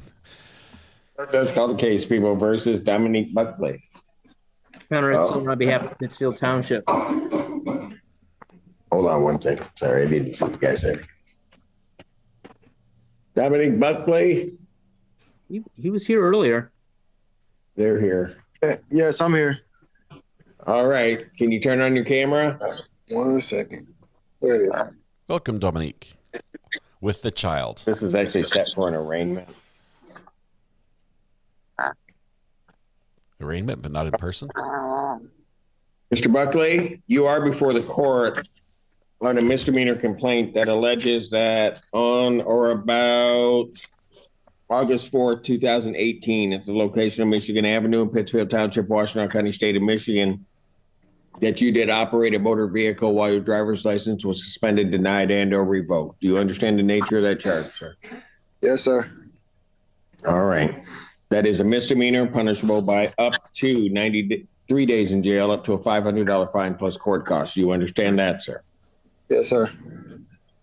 First question I have for you is, do you wish to be represented by an attorney? No, sir. What? Really? What?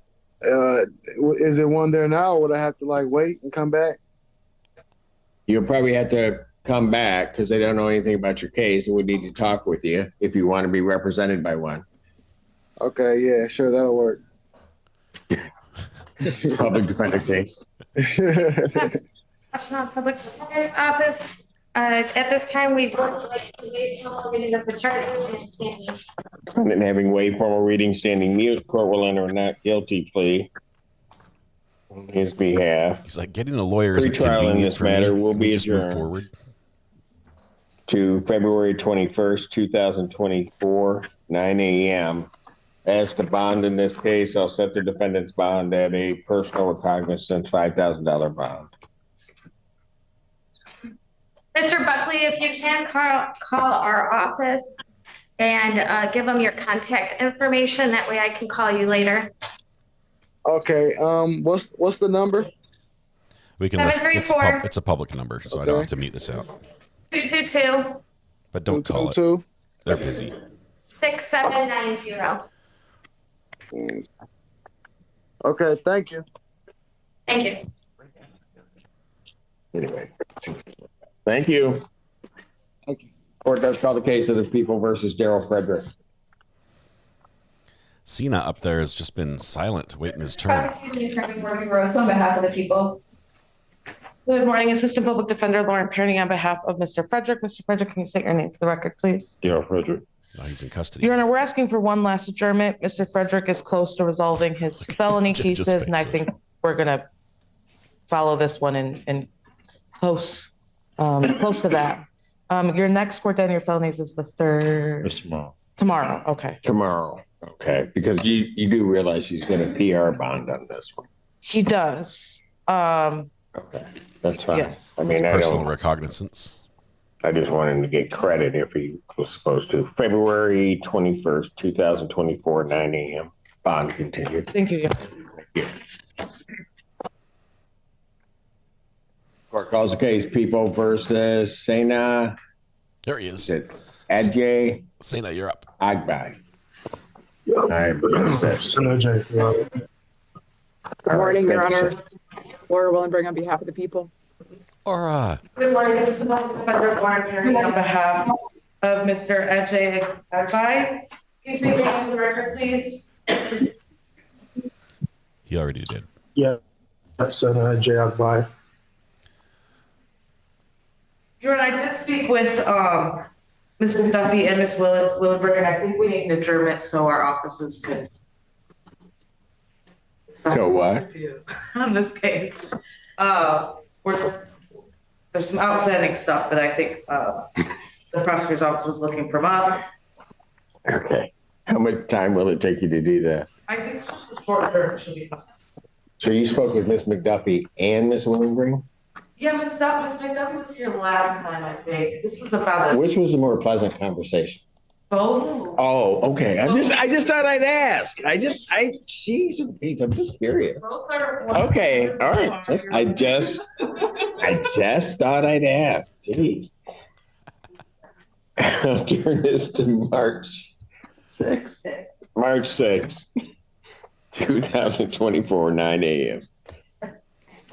Thank you, Your Honor. We'll continue. Thank you.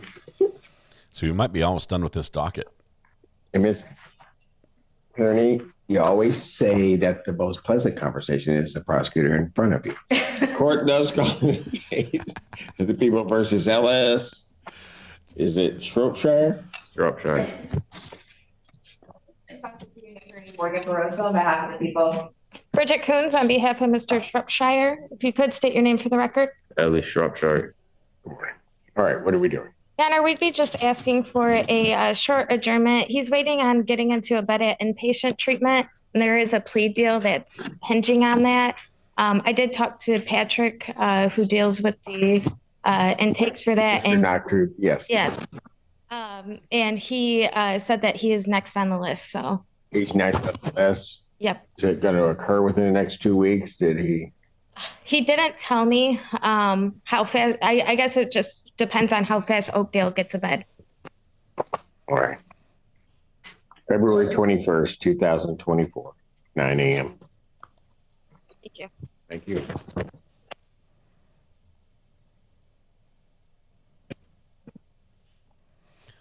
All right. I think that might have wrapped up the docket for now. Let's see if there's any more cases. They usually do them in hour blocks. How's the case? People versus Chanel Griffin. Assistant Prosecuting Attorney Morgan Barroso on behalf of the people. Chanel Griffin. Uh-oh. No lawyer. Bench warrant will issue once again for the defendant's failure to appear upon $5,000. Bench warrant will issue 10% privilege on that. That warrant will issue again immediately. No warrant recall on that. Go get them. Go get them, boys. Court does call the case. People versus Martell Williams. Conrad Siller on behalf of Pittsfield Township. Bridget Coons on behalf of Mr. Williams, if you could state your name for the record. Martell Williams. Thank you, sir.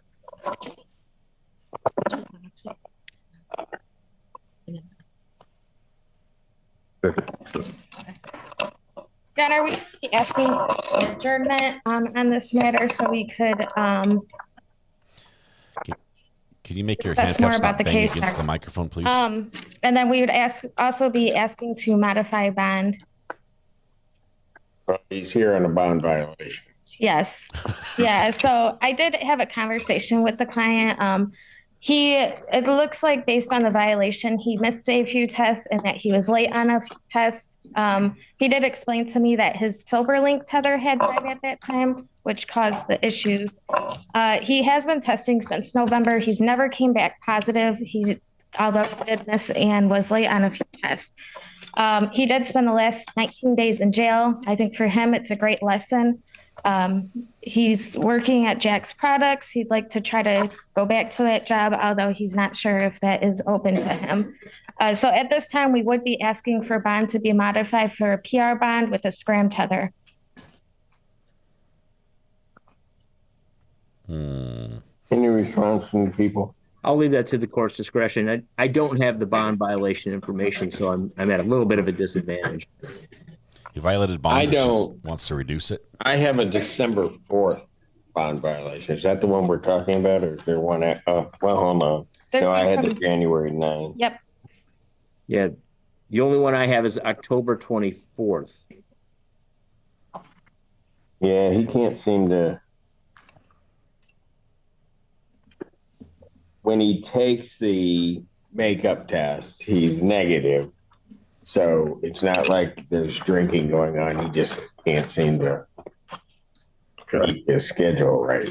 Yeah, and I think a scram tether would help with that.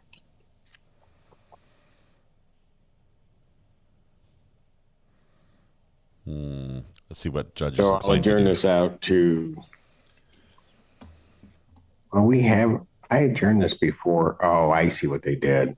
We already have a date set for February 21st. Do you still want that? Keep that date? Yes. So I'll indicate we'll keep the February 21st, 2024 date.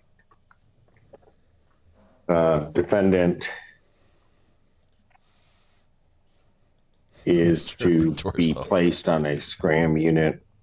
Judge went for it. You accept I need an order, please. Uber is cheaper than probation, but probation just might be cheaper than a stolen car. I don't think it's the driving people care about. Prior It's to leaving their release vehicle from behind jail. overnight.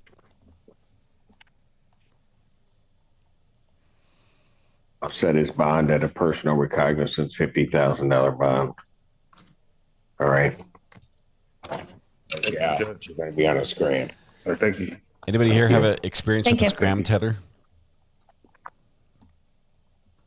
Court calls the cases of the people versus Lawrence Lewis, 3 cases. 3 cases. Assistant Prosecuting Attorney Morgan on behalf of people. Conrad Siller on behalf of Pittsfield Township. Good morning, Your Honor. Robert Ellman on behalf of Lawrence Lewis on 2 of the cases, I believe both of the state cases. And good morning, Assistant Public Defender Lauren Perry on behalf of Mr. Lewis on the township case. Is Mr. Lewis here? Your Honor, it's my Do understanding. you know Ms. Barroso?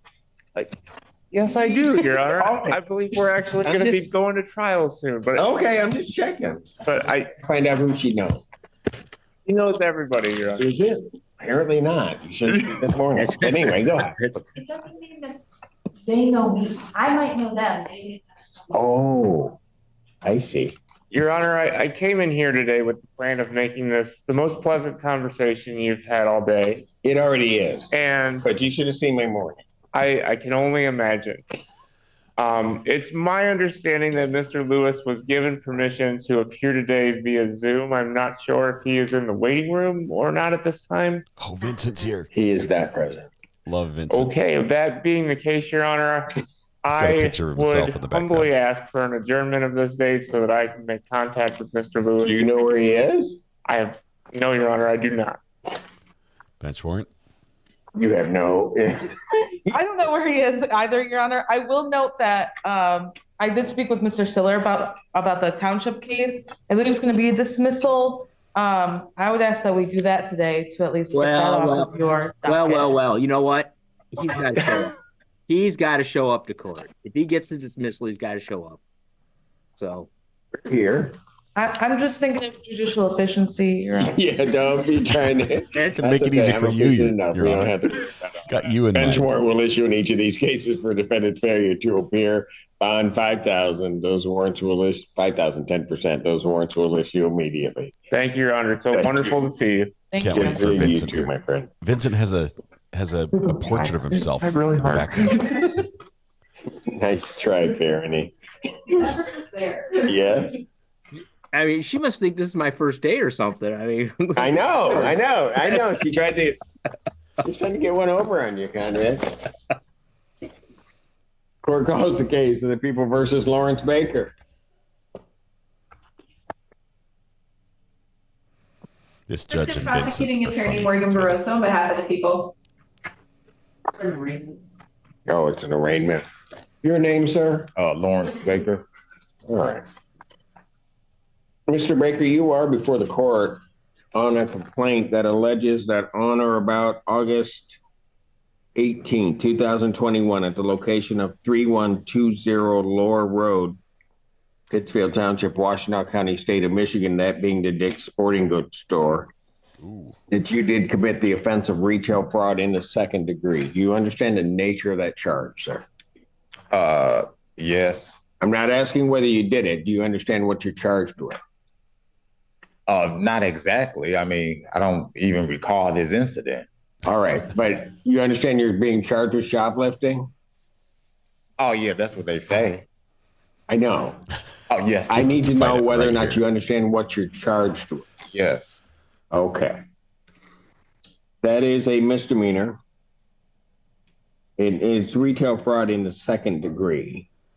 You understand that, sir? Yes. I think the penalty on this is probably incorrect. Madam President. Oh, it's you know what? Attempted retail fraud in the second degree. Gotcha. You understand that it's an attempted retail fraud in the second degree, sir. You understand that? Yes, sir. All right. That's punishable by up to 60 months incarceration and or a $5,000 or $500 fine plus court costs. Do you understand that? Yes. That yes wasn't very confident. It's just attempted. They caught him before he made it out of the store, I guess. I don't have it. My case number's not a He might have been switching price stickers, trying to remove. I see what they're doing. They're doing it as little RFID tags. I'm not sure what it could be. There are a couple First things. question I have for you, sir, is do you wish to be represented by an attorney? Yes. All right. This is a public defender case. Good morning, Assistant Public Defender. Hello. Lauren Perny on behalf of Mr. Baker. We will waive any further reading and stand mute to the charges. And I would ask for another pre-trial. Defendant having waived formal reading stand. I just want to get it over with today. Mute Courtroom or not guilty plea. I'll adjourn the pre-trial in this matter to February 21st, 2024, 9 a.m. She's like, we'll set this out for a couple of weeks. I want to get it over with today. I will set the defendant's bond. Is this the only thing you're incarcerated in? No, I came from Oakland County yesterday. They brought me, I didn't even know about this. They just came and got me from Oakland County. From Oakland? Okay. All right, that's fine. So you're incarcerated in Oakland right now? Yes, sir. All right. You gonna get out anytime soon, you think, or no? Well, I go get sentenced February, either the 1st or the 2nd. I can't recall which date it is. Of February? I'm sorry. March. March. Okay. So I'll set this to the 21st. I'll set his bond at a 10,000 per 10%. I've never even been to Dick's Sporting Goods. He's getting credit. Standard conditions, including no assault behavior, weapons, no alcohol, recreational marijuana, or any illegal drugs. There you go, Tish. He's not to enter any Dick's Sporting Goods in the state of Michigan. Thank you, Your Honor. I'll come see you, okay? All right. Thank you. I'll come see you. He has no idea what that alleged charge is about. Oh, he's refusing to be seen. Court does call the case People versus Jason Garrett. Refusing to be seen? Is he in custody? Yeah, there's the one. Prosecuting attorney Morgan Barroso on behalf of the people. Good morning, Assistant Public Defender Lauren Perny on behalf of Mr. Garrett. I believe I overheard the court say he's refusing to be seen. Eavesdropping again? I'm sorry. Nothing. We're going to ask for, anyways, Your Honor, we're waiting on a mitigation report from our social work division. How long is that going to take? I think she said it will be done sometime this week or early next week, actually. We're on the end of the process. They take a long time. They can, yes. But it's good work, Your Honor. We want to make sure we're dotting our I's, crossing our T's. You are something else to me. I'm going to adjourn this February 21st, 2024, 9 a.m. Bye. bond will continue, and the defendant was refusing to be seen. So the court calls the case the People versus Jesse Kostelek. Assistant prosecuting attorney on behalf of the people. I go to Starbucks for my Seller's Stanleys. Case. Starbucks for my Stanleys. Is this Vincent? Your name, sir? Jesse Kostelek. Mr. Kostelek, you are before the court on a misdemeanor complaint that alleges that on or about January 6, 2024, at the location of Carpenter near Ellsworth in Pittsfield Township, Washington County, State of Michigan, that you did possess drug paraphernalia. You understand the nature of that charge, sir? Yes, Your Honor. That's a misdemeanor punishable by up to 90 days of jail and a $500 fine plus court cost, as well as any services the court might deem necessary. You understand that, sir? Yes, Your Honor. All right. First question I have for you is, you want to be represented by an attorney? Yes, please. This is public defender. He doesn't even ask about their ability to pay. At this time, we wouldn't waive formal reading of the standing. Defendant, and we wait formal reading, standing mute. Court will enter a not guilty plea. Pretrial in this matter will be adjourned to February 21st, 2024, 9 a.m. Are you being held on anything else, sir? Not at this time. I have a warrant out in Midland County for an OWI. My original case, my original case was a drug case, and I was revoked probation, released. Say again? They revoked probation, sentenced me 6 months in jail. I will be completing that 6 months on March 19th. All right, so here's what I'll do. I'll set your bond at a $10,000, 10% bond. That way you're getting credit. He needs help. Or standard conditions, including no assaultive behavior, possession of any weapons, no alcohol, recreational marijuana, or any illegal drug. I will order that the defendant would be tested twice weekly at community corrections if released. Well, I'll just order standard drug, standard supervision. That way they'll test him appropriately. All right. Thank you. See where Vincent is. Did you do that other order? The judge and Vincent like to rib each other quite a bit. And Vincent has an assistant. Case, People versus Darian Fritz. Oh, here it is. Conrad Solar on behalf of Pittsfield Township. Good morning, Your Honor. Michael Vincent on behalf of Mr. Fritz, who's coming into my conference room as we speak. No comments yet. Let's see what happens.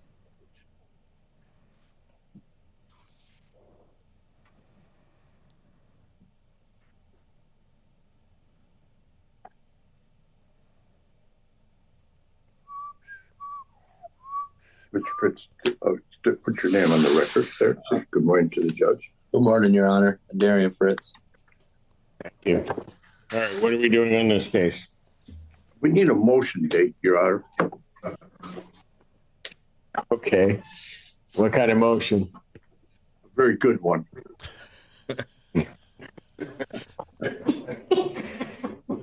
Okay. So you haven't drafted it yet. Okay. I want to please support to answer your question, Your Honor. It's a question about the blood test and the time when it was taken.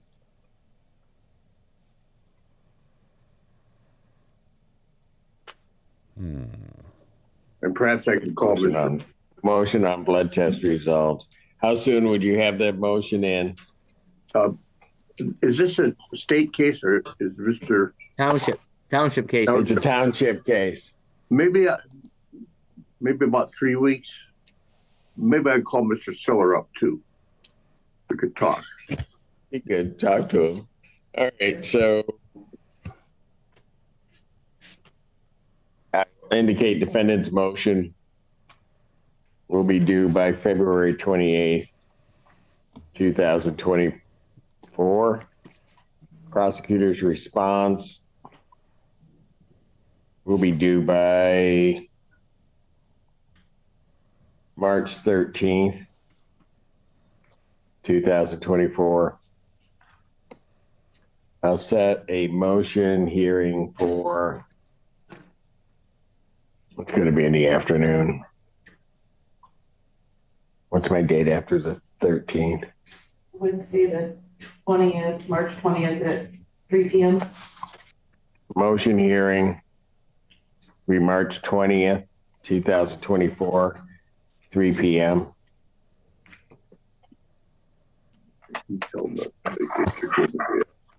All right. I'll set that for a motion hearing and pre-trial. All right. Thank you. And I'll adjourn the civil infraction out to that March 20th day. Thank you. Thank you. Thank you. Yep. That was it. Normally it's a little spicier with Vincent. It's a funny exchange. Court does call the case of the people versus Thomas.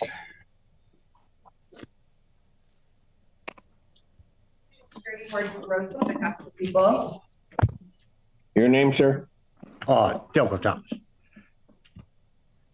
This is Mr. Schiller's case again. It's okay. We'll show you how to figure that out. We need a public defender. Conrad Schiller on behalf of the township. Good morning. Your Honor. Delco Thomas. Okay. Good morning, Assistant Defender Lauren Perry on behalf of Mr. Thomas. And I'm going to need an adjournment. I tried to get in touch with Mr. Thomas, but you were in custody. So I didn't have contact with him to speak about this case. So I apologize to you, Mr. Thomas, and to the court. He was arraigned on something else, I think. Oh, when did you come into custody? A couple of weeks ago. Oh, okay. They arraigned me on the case last week. Right. No, they adjourned it for today. I was that violated bond. Violated bond. Oh, he has a felony that he's up on tomorrow. Gotcha. What was his bond in the felony case? He's probably being held. That's okay. So I'll adjourn this matter out to February 21st, 2024, 9 a.m. Thank you, Your Honor. Thank you.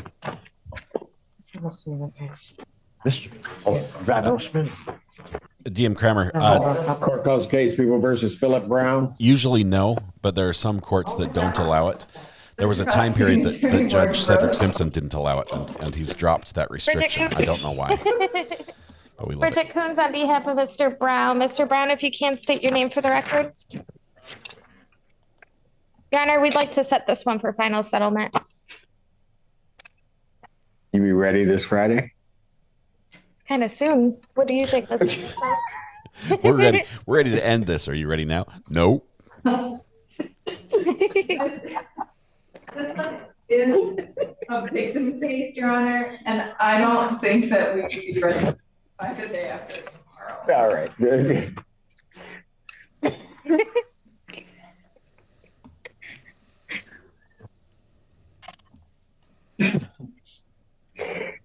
Jury final settlement conference we will set for April 5th, 2024 at 9 a.m. Jury selection, if necessary, will be April 8th, 2024 at 8:30.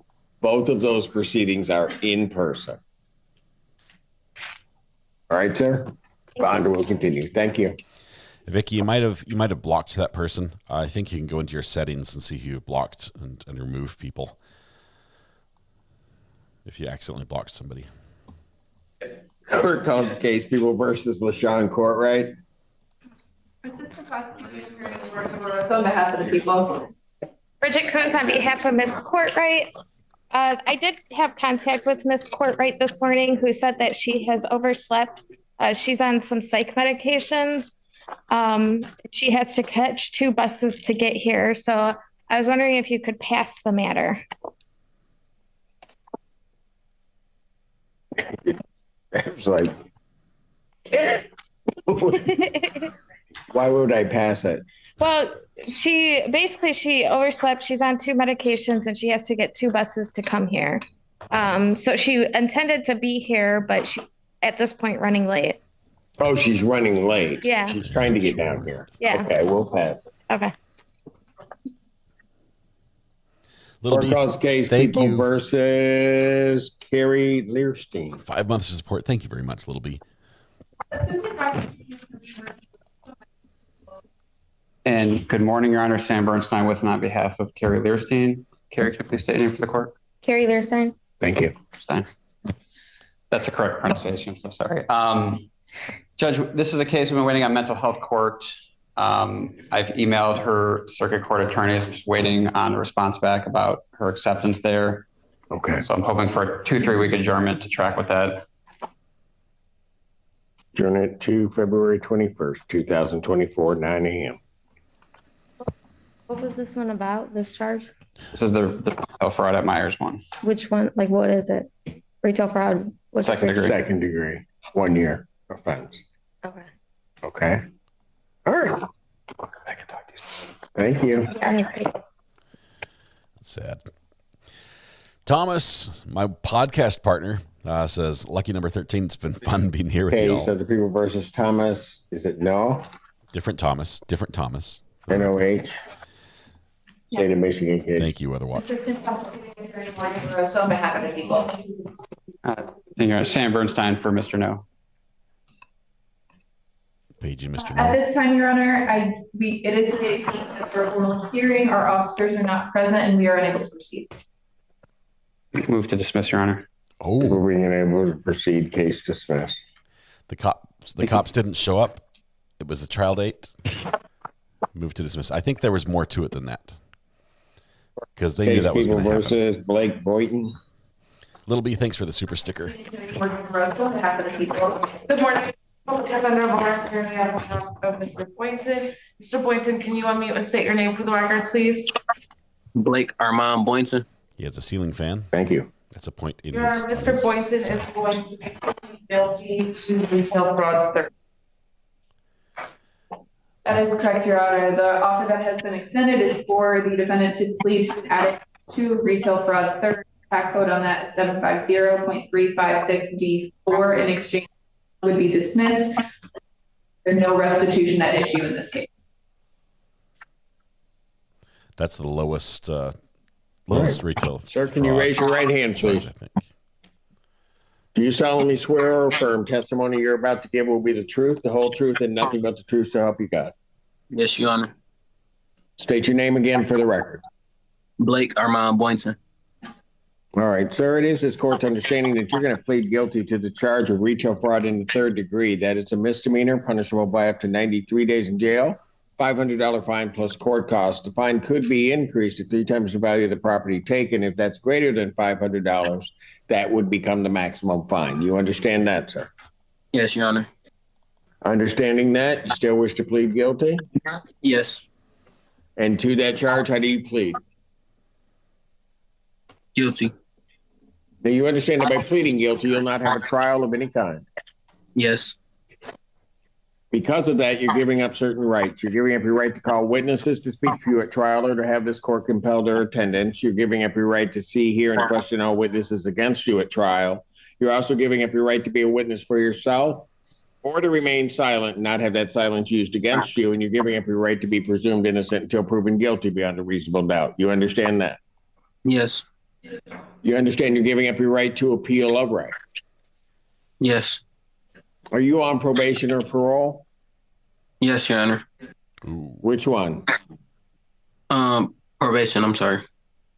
Were you on probation in April of 2023? No, sir. All right. Has anybody promised you anything other than what's been stated here today on the record to get you to plead? No. Anybody threaten you or coerce you? No. You're doing this voluntarily and of your own free will? Yes. And because you believe that you're guilty of this offense? Yes. On the date of April 22nd, 2023, the location of 771 Airport Boulevard, Pittsfield Township, Washtenaw County, State of Michigan. What did you do at the Costco that makes you think that you're guilty? I went inside and took a bottle of liquor.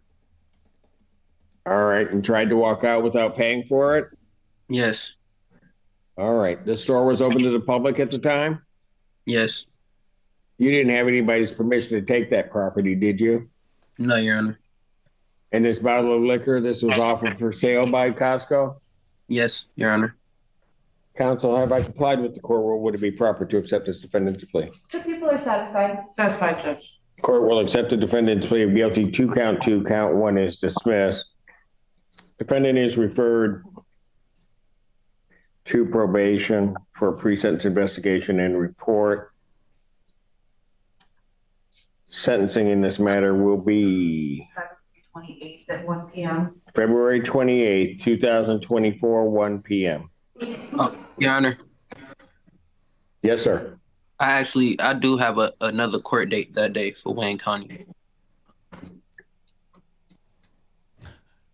March 13th, 2024, 9 a.m.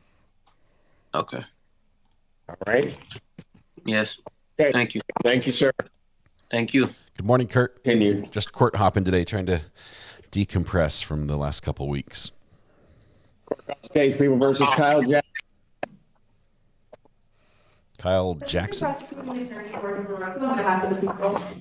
Your Honor. Sam Bernstein with and on behalf of Mr. Jackson, who's approaching the podium. Your name, sir? Kyle Jackson. Thank you. Your Honor, in this case, there is a plea offer that Mr. Jackson is going to take advantage of. However, before he gets to that point, he's hoping for just one last adjournment so he can continue working until he finds a new job, because he's going to get fired once he takes the plea. In this job, he's on a scram tether right now, and I have heard of no violation. So he's hoping for 3 or 4 more weeks with the court's blessing so that he can transfer jobs and continue employment. So he's going to lose his employment once he takes the offer on that? Yes, Your Honor. Yeah, that's how it's looking. Well, see if he is sympathetic to this, or so says you said he shouldn't have 3 done or the 4 crime. more weeks, sir? Please. Please.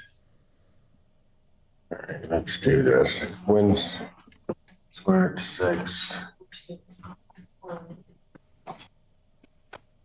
20th? Yes. All right, let's.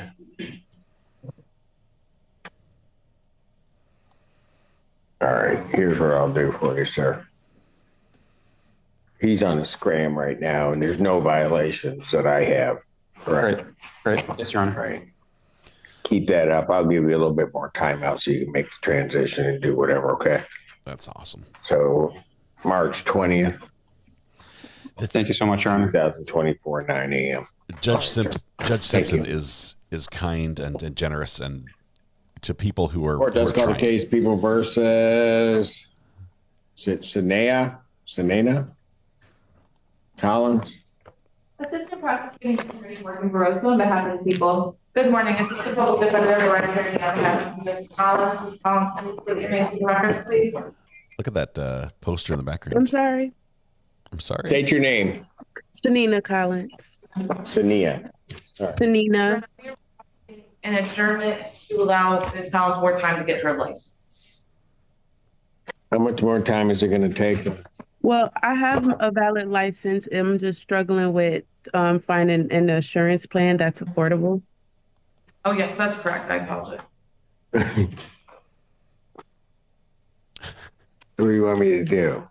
She needs she has a license. She does have a license. She just needs to insure the vehicle. So. Oh, because of the operating without security. Right. There's 2. So I was just actually. Insurance gets really expensive. Ms. Collins, a few weeks, okay, you think? After violation. No, I need like a month or so. Okay. Your Honor, I hate to interrupt. I just want to say, because she has a valid license, we can dismiss that case today. Oh, okay. We've opened just the insurance case. Got it. Do you have any objection to that? No, Your Honor, it's fine with me. All right. So, Ms. Collins, we're going to, on your driving while license suspended because you have a license, the prosecutor's moving to dismiss that case. So I'm going to dismiss that case, okay? Thank you. You're welcome. Hey, Laura, congratulations on 12 months. That case is dismissed. The camera in the top left corner is switching automatically. And then on the other one, you said you need how much more time to get yourself a policy? I need like a month or 2. Okay. month or two. I'll adjourn this one out to March 20th. Give you some time to do that, okay? Thank you. You're welcome. Thank you. Yes, the backdrop is beautiful. We're waiting on another custody. Mr. Siller hasn't done much today for the township. And we're waiting on. Oh, here we go. Alex is here. Did I ask for a play-by-play? I'm just looking, do I have anything ready? No. I don't have anything ready? No.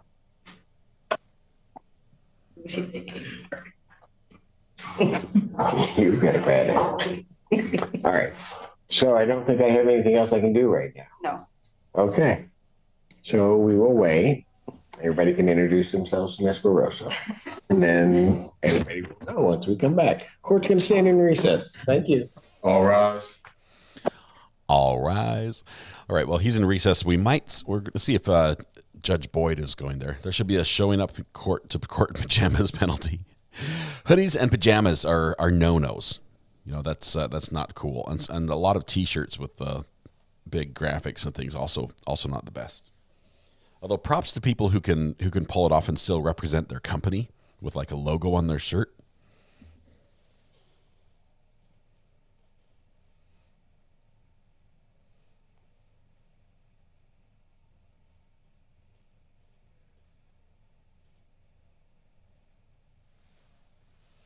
I'm not seeing Judge Boyd today. I wonder if she's got the day off. Maybe she'll start at 11.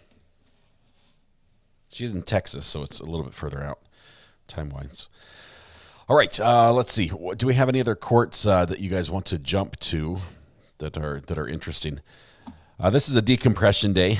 Let's see. I miss Witchy Poo says, Ari missed my anniversary post this morning. Oh no, hang on, Witchy Poo. I've got a new way to find these. Hang on. Booyah. Found it. Witchy Poo says, time sure flies when you're having fun on LawTube. Thank you, Ari and mods, for keeping me entertained while I'm supposed to be working. Thank you. Witchy Poo, I think officially I'm LawTube adjacent. So, although it is fun to hang out with the guys on LawTube. Like Kurt, who's in chat. Welcome, Kurt. Karen Mayo sends a super sticker with a smiling pile of poop. A lot of us felt like that this morning, waking up. Amanda Bell asked about if we were covering the Adam Montgomery trial. We're not because, and I'll tell you why, Amanda. First of all, yes, it's a very interesting trial. We did cover his firearms trial that happened earlier, but it's hard to do two heavy cases back to back. And we just, with the school shooting one with the Crumblies that we just did, and now jumping straight to that one, it's just tough. It's just tough for the community to have just heavy cases like that. We just want just a regular good old murder, something that's lighthearted that we can follow. That's it. Little B says, thank you for having me. I love RA and family and mods. Thank you for all you do and have done and still do. Thank you, Little B. Appreciate that. Weather Watch, congratulations on the 13 months. Little B, also thank you for the super sticker. Laura said, morning, RA, look at you. Woo-hoo. Or WW, that's Weather Watch, I think. So congratulations, Weather Watch. And then out of curiosity, who is flipping through the camera in the upper left-hand box? On that feed, it was a Zoom auto switch, and it's based on the audio. It's called Video Follows Audio. And so they have they have microphones around the courtroom, and a certain camera is linked to a certain microphone. And when the microphone hears sound, it switches to that camera. And when you have courtroom audio, most courtrooms are very bad for audio. So they've got hard, flat surfaces for walls. They don't have like sound dampening, and it's echoey. And so somebody might talk or be turning in a different direction, and it's picked up on a different microphone better than the one that's on them. And so the camera Zoom doesn't handle it well. That's what happens. It gets dizzying on it. I've gotten used to it, but it is frustrating. All right, Judge Boyd starting at 1 Central today. Okay, we'll probably miss out on Judge Boyd today. Because I've got all that fun bank paperwork I have to do for the Airbnb stuff. Let's see. Thank you for protecting our mental health. Joyful, it's not just you. I also am concerned for my mods. They have been working. This was a hard trial, a very, very hard trial for them as well. And not just the facts of the case. That affects all of us the same. But especially when we have a lot of people in chat, and we did. I mean, there were days that were close to 6,000 people all chatting at the same time, and the mods are trying to police. Sometimes, the YouTube filters would catch things that are not bad, but it would get caught in the filter because of some of the wording that was used, and some of those are approved, and then others were bad, and they have to get blocked, and it's just tough on them, and I owe them a break for that. We do have later this week on Friday. Actually, we've got Sarah Boon. It was supposed to be on Friday. Some people said it's supposed to happen today. I do not know. I do not know if they moved it up. I'll have to check that. That's going to be. Let's see, not Sarasota. We're going to be in Orange County. There it is, Orange County. Clerk, quick search. Let me see if they've got a date in here for Sarah Boon.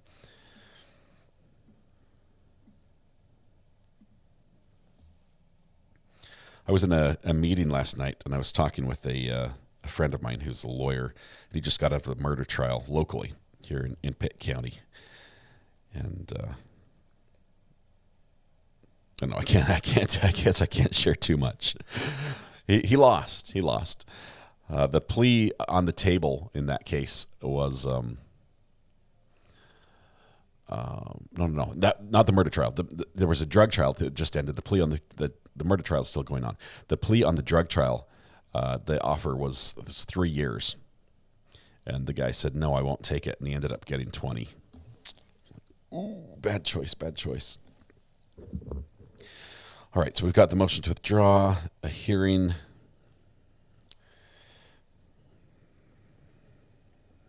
I'm not seeing the hearing date. The motion to withdraw, there's a paperwork that was filed on the 5th, so a couple days ago. And that was, it was sent from Winston Hobson, which is Sarah Boon's lawyer, saying that he's going to appear in court on February 9th. And he informs the assistant state attorney, just FYI, this is going to happen. I'm going to try to withdraw. Okay.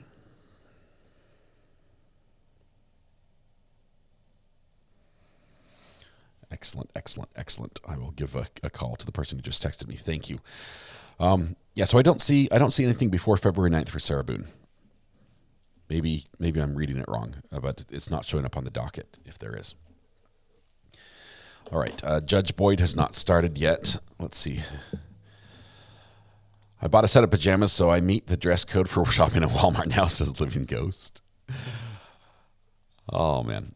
Read the Maya papers. There's a lot of Maya papers, especially with the outstanding sanctions. That list was filed of all the list of grievances, as I like to call it.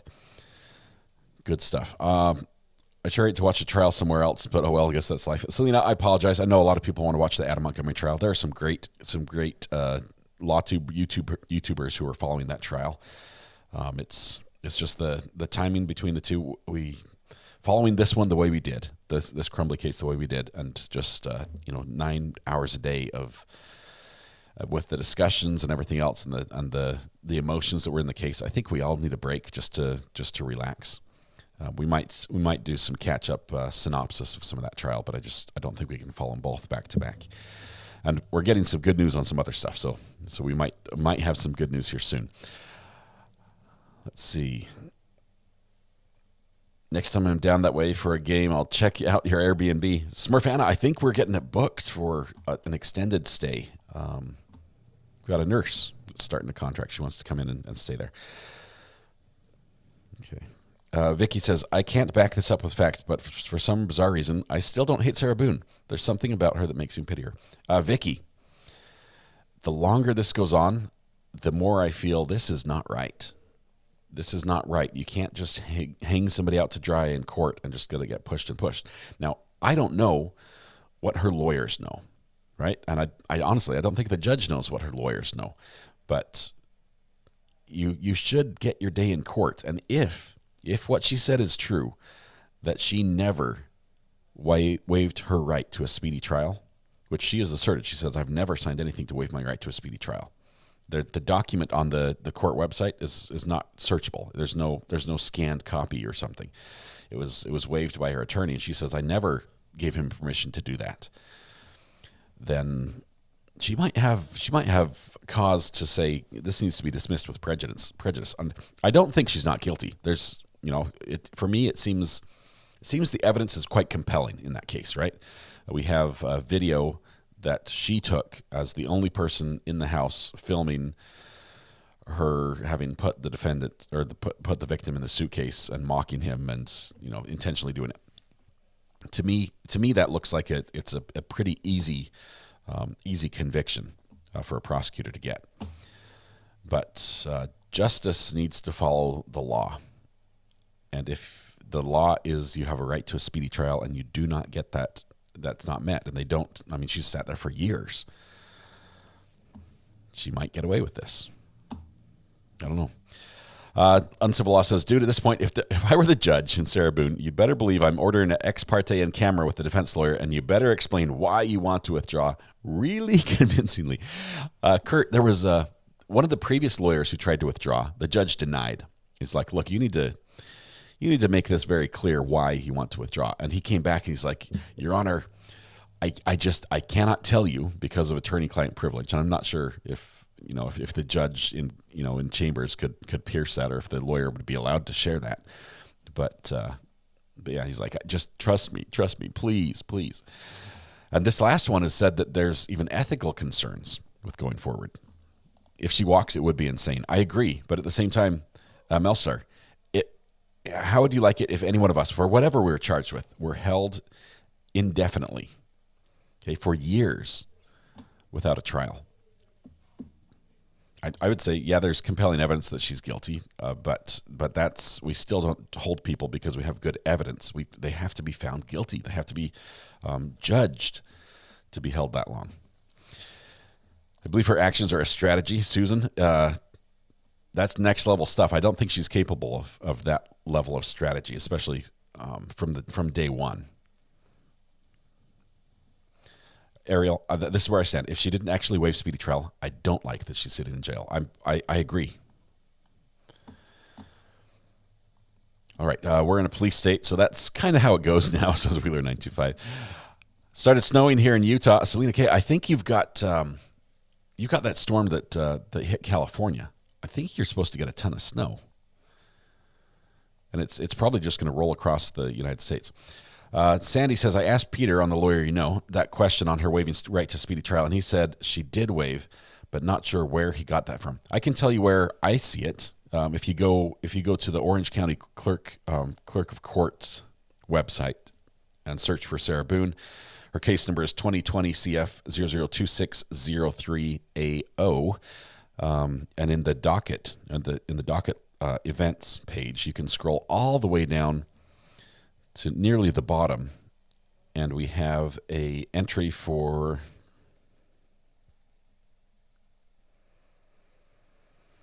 let's see, I've got to find it here. I think it was in November.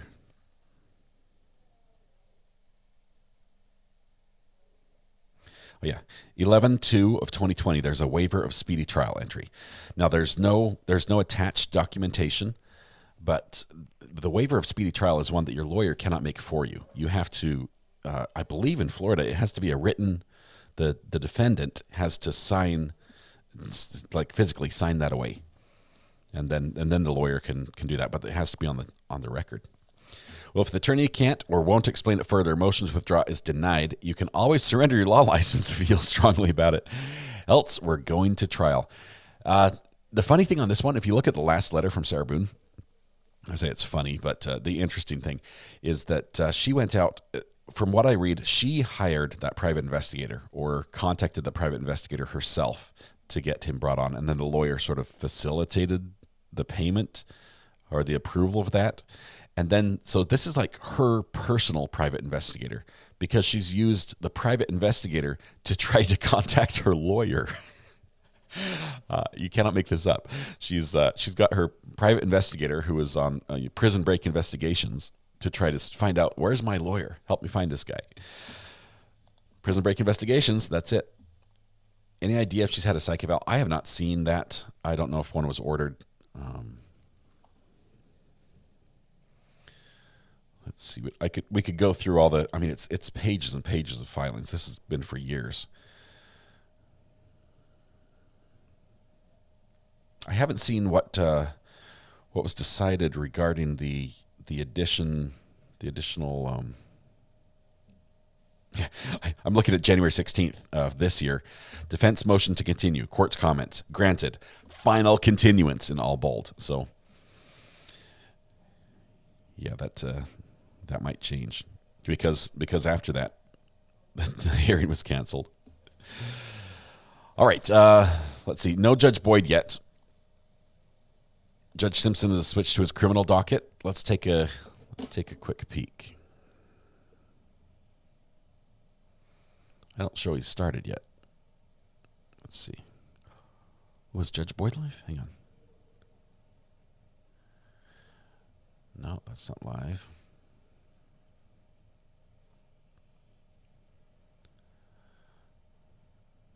There we go.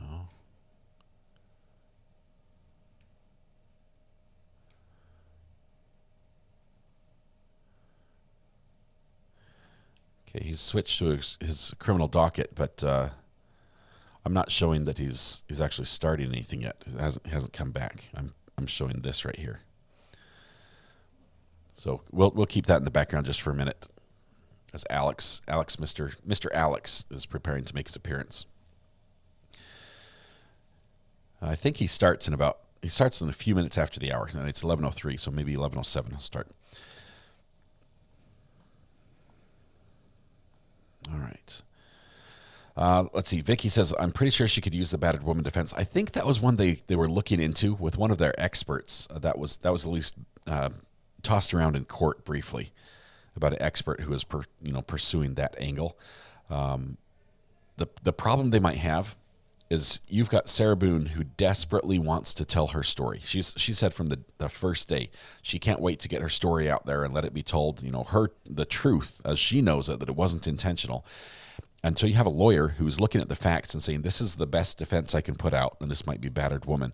And then you have Sarah Boon who says, okay, you can do that, but I'm still going to testify and I'm going to tell my story my way, which might go in the face of or contrary to the defense that the defense attorney is putting out. So they're literally fighting against each other for how the case is going to move forward. But let's see.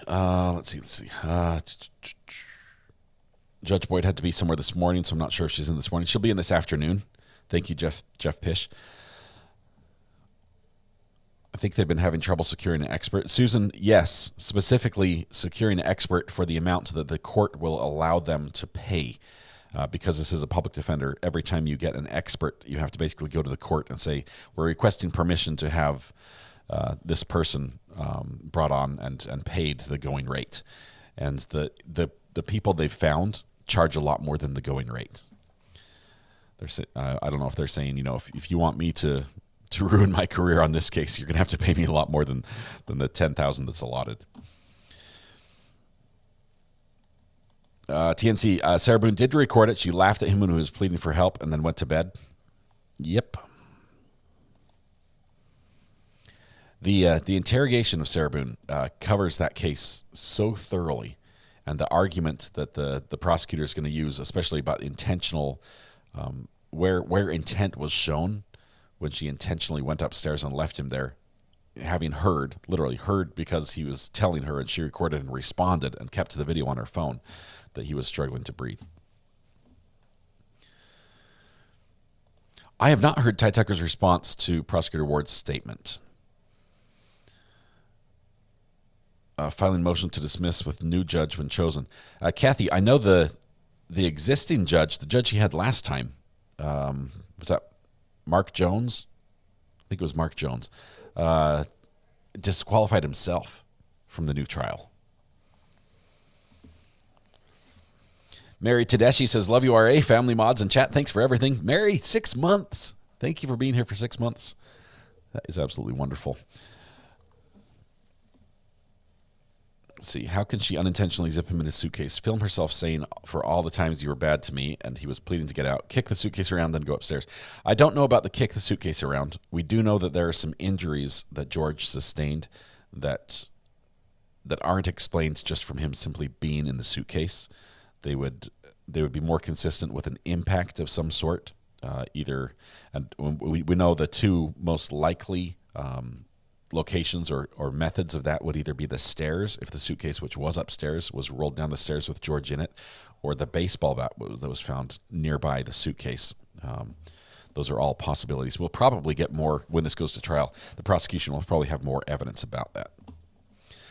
In the video, the suitcase is upside down. It's flipped. There are two videos and one or two pictures or something, and the suitcase does change orientation between pictures.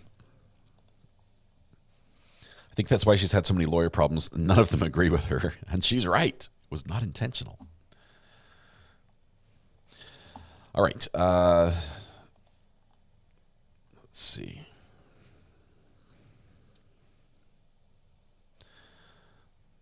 Let's see what else we have going on.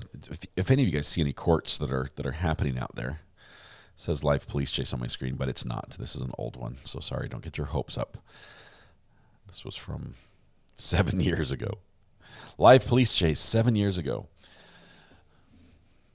Okay.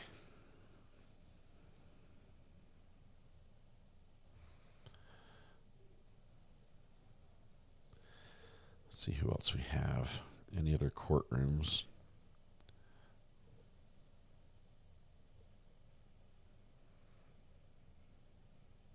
Judge Simpson.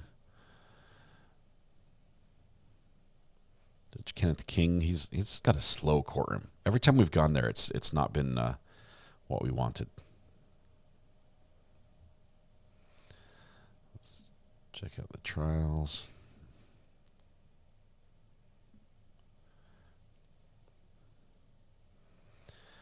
Lots covering Adam Montgomery. I know Attorney Melanie Little is covering that right now. That would be a great place to go if you want to watch that. We've also got, looks like Law and Crime, Court TV, WMUR, all covering that, and probably many more. I think Grizzly True Crime is covering it on sort of like on a delay so they can skip the breaks. Lots of people talking about fallout from the Crumbly case.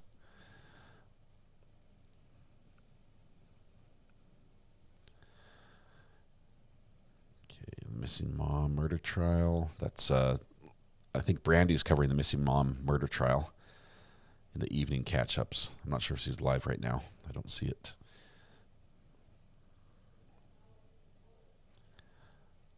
Something shady's happening. Legal Vices is talking about Jennifer Crumbly.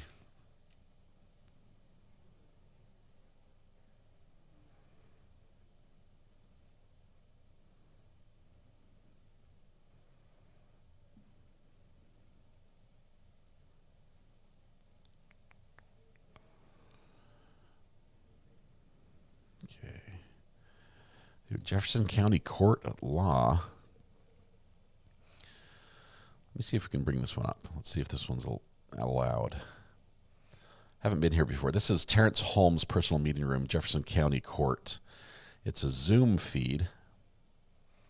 There are only 2 people watching it, so it may not be very interesting, but let's take a quick peek on this one right here.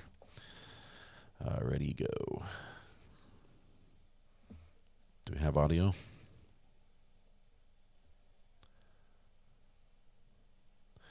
Well, I know why nobody's watching it. They have no audio. Oh, this could be a sidebar. That's why. I think we've got a sidebar with everyone up at the table right there. We'll hang tight with this one just to see, because I've never been here before. So we'll see if something's happening. Rudy Patootie says the jury foreperson from Crumbly said the fact that Jennifer was the last person in possession of the firearm sealed the guilty for them. I was surprised by that statement. Me too. Because the testimony we had that said that she was the last person with the firearm was that she locked it up in the car and left it there for James. That was surprising. I guess in theory, we actually knew that the school resource officer or the school counselor, which one? The vice principal? He was the last person with the firearm other than the defendant. He carried it to him in his backpack. So, yeah. He just didn't know it. Let's see. There are mutual reports for abuse for Boon. Yes, both George and Sarah have been arrested for domestic stuff regarding each other. Yes, that was one of the problems with some of her attorneys because they had tried. She had been charged in some domestic issues previously, and one of her attorneys had represented the victim in this case, and so that would not be allowed. Smurf Anna says Judge Donald Allen is live. Let me take a look at Judge Donald Allen. We'll come back to Judge Cedric since that's taken forever.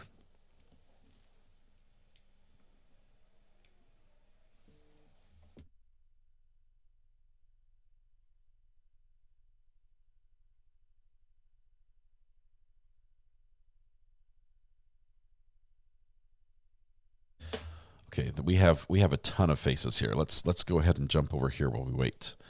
Mr. Burr, let's bring it back to you because obviously we should thank you for your service to the nation and to our way of life. But let's see if you have anything that you'd like to talk about today. Well, thank you.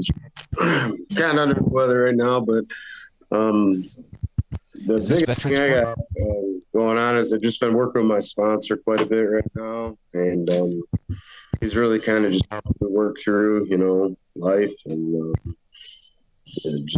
challenges and whatnot. And I'm really thankful for him and the people in the program that I talk to on regular things and stuff. So that's really all I have today, Judge.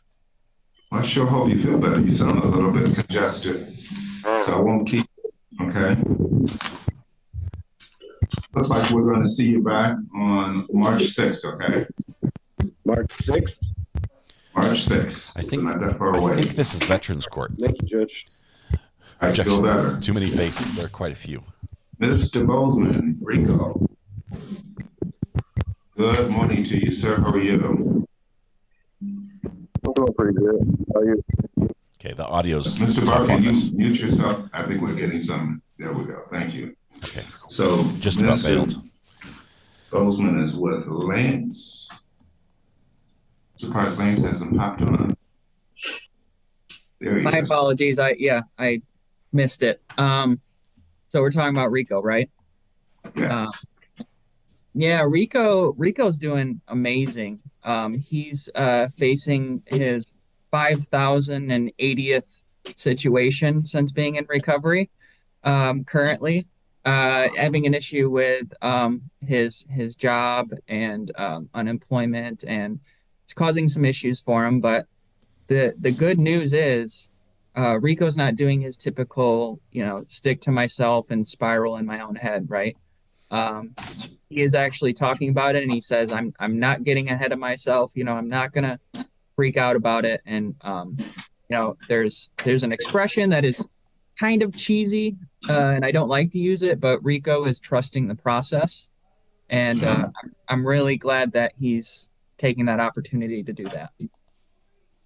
Thank you, Mr. Curtis. Appreciate those comments.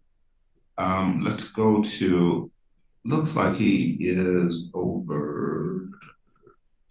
I can't really tell from I'm gonna cut from this, but I will say I really like the Veterans Court.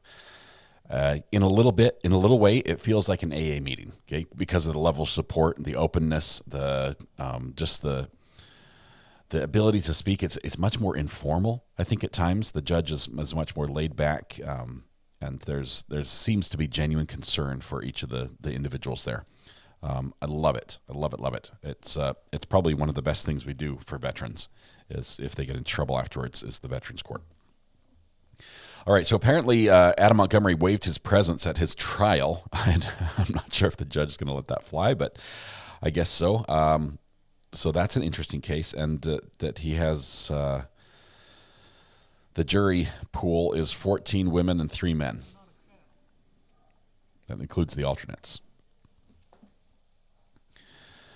Smurfana says, I'm just looking at different judges' channels trying to find out who's live. Yeah, there's not a ton going on right now. Aside from that, I know that the Montgomery case is going on. We just need a break, and we've got some other things coming up that might conflict with that as well. They're starting right now. Judge Manning. Oh my goodness! If Judge Manning would be a little bit more friendly to sharing her feed, I would be all over that. But she's grouchy. She gets really grouchy about it, which is why we named our podcast the Not Relevant Podcast. Talking about stuff that is not relevant. I love Judge Manning, but she doesn't let us use her stuff. Anyone else? Let's see. Has anyone covered the Maya sanctions? Becky, I'm not sure if anyone's covered those fully. I actually, Dr. Joe had an interview with Nick Whitney, and they might have gone over some of that. I didn't get to hear the whole thing. Boyd isn't live streaming yet. She'll be on later this afternoon. Child protection, yeah, that's probably too much, Amanda. Pre-trial. Welsh lady, you've watched plenty of Judge Manning. And stay out of Fulton County. Melanie Little is covering that live. That's awesome. How can somebody not attend their own trial? Well, if you refuse to be dragged down there, I know Darrell Brooks had refused at one point to attend a hearing of some sort, and I believe they handcuffed him to a wheelchair and wheeled him down. But I guess the judge has some discretion there.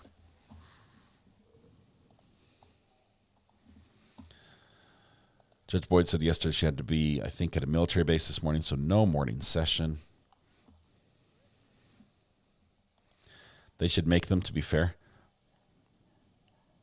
I don't want to leave, but I want to watch the Ed Montgomery trial. I just can't. I can't. It's tough on the community. It's tough on the mods. I realize that there are some important trials. We will have a trial before that one is over that we'll be watching that I think you're going to love. So I've got to work on that. I've got to make a phone call as soon as this live stream is over to see if we can get that lined up.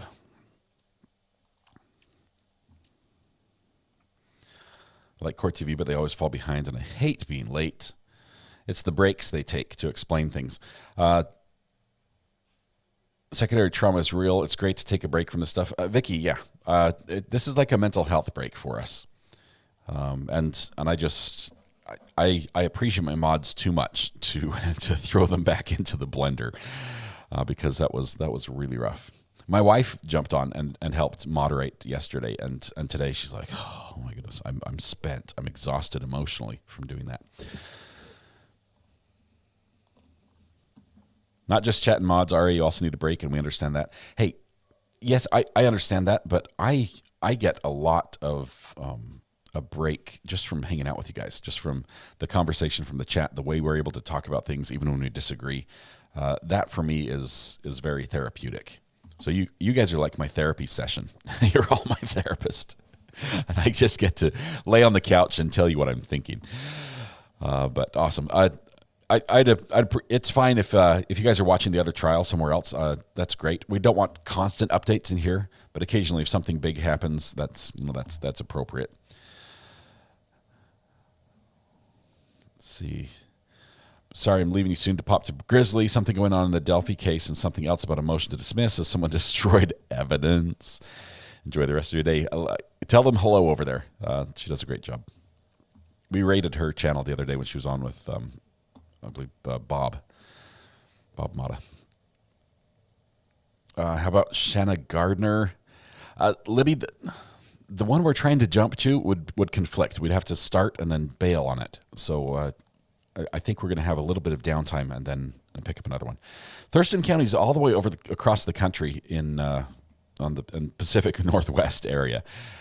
So I love that court. I love watching that. I love how they let us see the whole process, the jury selection.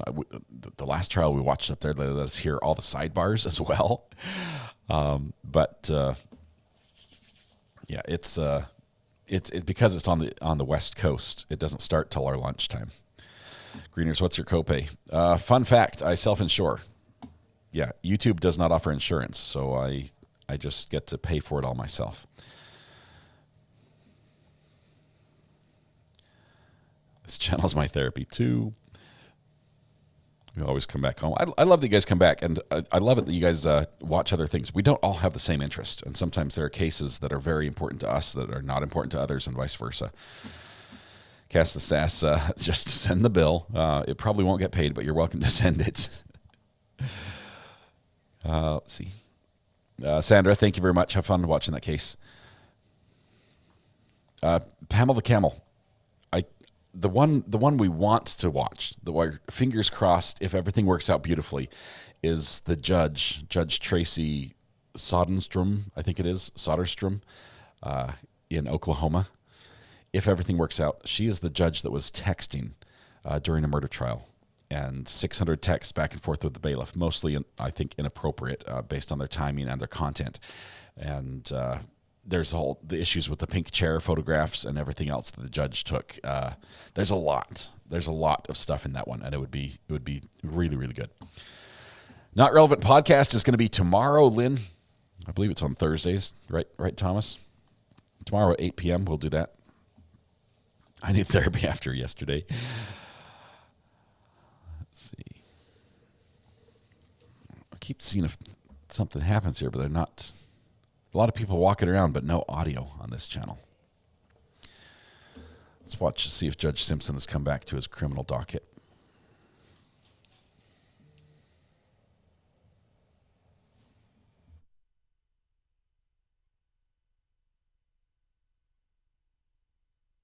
No, I'm not hitting a vape pen for those that are asking.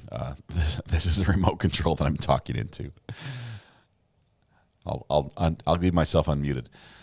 Judge Cedric Simpson.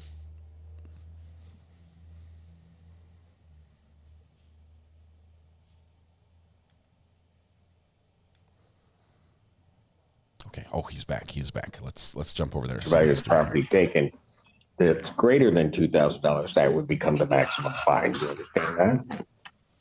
And understanding that, you still wish to plead guilty? Yes. And to that charge, how do you plead? Guilty. You understand that by pleading guilty, you'll not have a trial of any kind? Yes. You had signed an advice of rights form, correct? Pardon me? You had signed an advice of rights form or reviewed one? Any questions regarding any of those rights?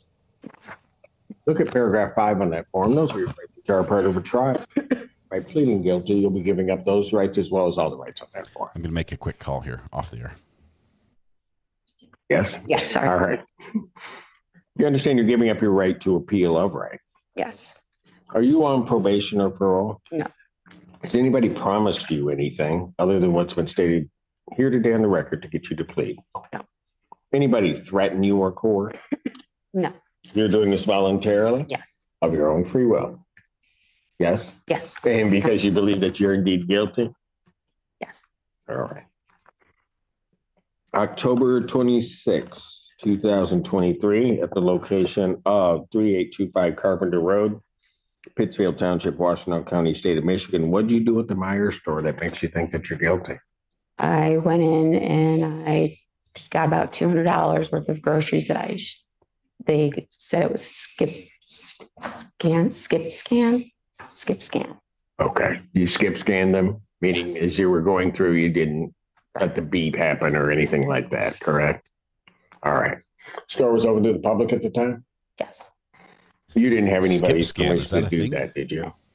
And this property that you were taking or trying to take, it was property that was offered for sale by Meijer? Yes. And I think you had indicated that it was in excess of $200. Yes. All right. Counsel, have I complied with the court rule? Would it be proper to accept this defendant? Yes. Yes, Your Honor. Court will accept the defendant's plea of guilty to this charge. Defendant is referred to probation for pre-sentence investigation and report.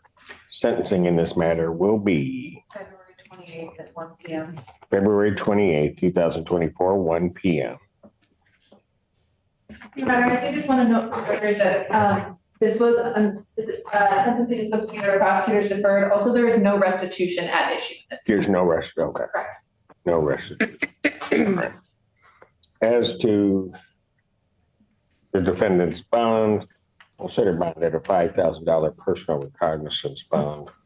I will indicate, ma'am, at this time there is to be a load of standard conditions, no possession of weapons, and or no assaultive behavior on your part, no alcohol, recreational marijuana, or any illegal drugs, and you're not to enter any Meijer store in the state of Michigan. You understand that, ma'am? Yes.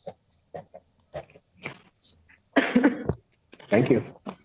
Thank you very I much, got Your Honor. stopped All at right, thank you. Sam's She Club can stop down there probation on her way out. when I checked out with a Yes, sir. checker and they missed something in my cart. And they do everything for you. They missed something, and then I checked the Oh, receipt. They wait. missed a thing of water underneath. And they looked at me like I was a criminal, like I was trying to steal it. It's like, look, I went through. You can look at the receipt. It was not self-checkout. Your people did this. They won't even let me. Or does move come stuff case around. of the people versus Jeffrey Bloom. On behalf of the people. Good morning, Your Honor. Sam Bernstein with and on behalf of Mr. Bloom, approaching the podium. Good morning, Your Honor. Good morning. We're here for a competency hearing, Your Honor. We've received a copy of the report. You did? Doesn't look like the court has. I have not. I could forward it to your staff if you'd like. Okay. Do you have a copy with you, or? Good. What does it indicate? I can give him mine. It indicates that Mr. Bloom is competent, and I would be stipulating to the report. I do need a report. I do need a copy of it because I have to review it before making a finding. Okay.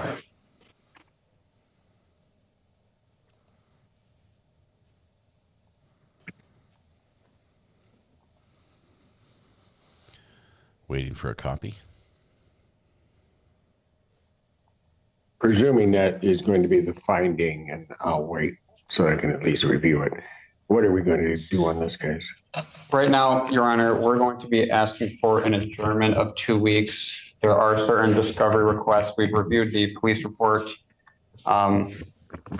It said there are copies of reports from 5 or 6 different correctional officers that were not attached to the police report, as well as a written statement from the main complainant, which states that it's been attached, but it hasn't been attached. And we're also going to be asking for body cam videos from Sergeant Craig that states would be part of the discovery, but we don't have that yet, Your Honor. So I think 2 weeks should be enough time for us to get those. I'll send an email to Ms. Barroso later today specifying that, Your Honor. So we're going to be asking for an adjournment to make that happen. Can I speak? Well, I'll have to ask the court first, but yeah. And Mr. Boone would like to make a statement to the court as well, Your Honor. Oh, this never goes well. Good morning. Good morning, Blue. Your Honor, do you remember you blatantly ordered the public defender's office to give me these copies of these officers' reports and the. What? Look how long it's been, and it's still. I don't know whether or not. I don't have a note that I did that. I don't recall that. Okay, well, it's been since October, and they've failed to provide any of this information. Your Honor, if I might put something on the record regarding this case, not to deal with the case, but to deal with me having very little sleep due to a highly painful tooth that I'm being refused care for by the WellPath dentist, same staff who are falsely accusing me of battery on Rocky, a WellPath nurse. I've written multiple kites on one page, no paper trail kites. There's no proof that I've even written a kite. So I've gotten no response, but I've had a Midnight Sergeant Christopher D come tell me that I'm being denied dental treatment because of, get this, security issues. These same people who have falsely accused me of injuring them have even denied me Tylenol or Motrin for several days in a row. And all correction staff are indifferent to any requests for help. And the lieutenant over healthcare, Lieutenant Thomas Arnett, whose staff say he and Cindy DeVue are an item, well, he has even gone as far as to manipulate my phone and spread a blatant lie stating no one wants to have contact with me. My mother, father, no one. I've proven this to be a lie, Your Honor, but he is also over the phone system. So yeah, he refuses to answer as to who in fact has told him they want no contact. I've been denied even basic human necessities for over a year, Your Honor, and several COs have told me they don't understand it and will testify for me in court. But Lieutenant Arnett, along with his people, will use any means to justify their malevolent actions, saying I don't accept responsibility for my actions and behaviors. Even when I'm denied Tylenol for days with excruciating dental pain, WellPath has stopped me from taking Parkinson's meds and other meds because they've tried to give me the wrong meds 5 times, Your Honor, in the past year. 2 sergeants threw away this evidence, and Sergeant Cena Justice even had a major misconduct written on me because all I wanted from her was documentation that this happened. Okay, I've got an officer that will testify to that also. I have evidentiary support to all I claim, Your Honor. If someone is seeing this, a civil attorney or anyone who can help me, please be sure to contact me and not be deceived or manipulated by jail staff or WellPath. Thank you, Your Honor. Thank you. Judge is like, okay. So that just happened. I received the report, and the parties are stipulating to the report. And based upon that report, the court would find that the defendant is competent to stand trial, specifically that the defendant can understand the nature and objects of the proceedings against him and can rationally assist in his defense. Therefore, the defendant is deemed competent. Mr. President, I need an order sent to the court for my signature. Yes, Your Honor. And then we'll adjourn this matter out to February 21st, 2024 at 9 a.m. And hopefully we'll have all of the information that's requested at that time. All right. Thank you. Thank you so much. You too. I'm going to jump back to one that's live, but a little delayed. Hold on just one second. This is not in Judge Cedric's court.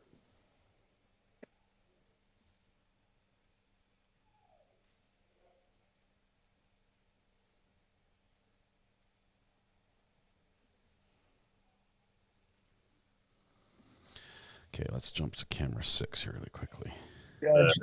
Judge, hold on before we proceed, but I'd object to any kind of hearsay testimony by Mr. Haynes. He's already made the statement, unfortunately, but I'd request he not make any more hearsay statements regarding what people testified to that they're not here. Thank you, Mr. Favre. The court does sustain the hearsay objection. Okay. Thank you, Your Honor. What was the, if you were able to make any observations about the condition of the first individual that you spoke to, what would those observations be about his general demeanor condition? Well, he appeared to be having trouble maintaining his balance. He was leaning against the truck. He had his speech was very slurred. His eyes were bloodshot and glassy. He had an overall general appearance of what I know from my training experience to be under the influence of alcohol. Okay. And so I'm assuming, considering he is under the influence, you're trying to determine if there's anyone else who is there and who might have been driving this vehicle. Is that a safe assumption? That is correct, yes. Okay. At some point, is there another individual that comes out to the truck and you have an opportunity to speak with? Yes. Okay. And who would that individual be, and how long were you on scene before that individual came out to the truck? I was only on scene for a couple of minutes talking to the first gentleman, and then another man wearing a gray or light colored shirt, pushing a shopping cart, walked up to us at the pickup. It looked like he had just exited the store. Okay. And so the grocery store, and yes. Did he have groceries or something of that nature? He had a couple of plastic grocery bags with items in it, yes. Okay. And this is what court hobby does. Officer Haynes, it gets confusing. Did this second individual, did he identify himself? He did, yes. He said his name was John Kissel. Okay. And kind of similar question to what I asked you about the first individual. Were you able to make any kind of initial observations about his condition and demeanor? Yes, it was very similar to my observations of the first individual. He was his speech was very slurred. He staggered while he walked. He was very difficult to understand. His language, speech pattern was very broken, and eyes were bloodshot and glossy, saying he appeared to be heavily intoxicated. Okay. And when you say heavily intoxicated, do you mean on alcohol or something else? Based on my experience, it's the alcohol. Okay. And in your experience, you've done this for 20 years or so, correct? That's correct, yes. Okay. Could you smell any alcohol coming off of Mr. Mr. Kissel? Yeah, a faint odor, yes. Okay. So then kind of briefly talk to me what that conversation with Mr. Kissel consisted of and what you were trying to determine, if anything. Yeah, I asked him when he walked up if he was the driver of the pickup, and he denied that he was. He said, I've had trouble understanding him, but he said that he had walked there from home and had done some shopping, had come out and saw his cousin and approached his cousin to talk to his cousin while I was standing there talking to him. Okay.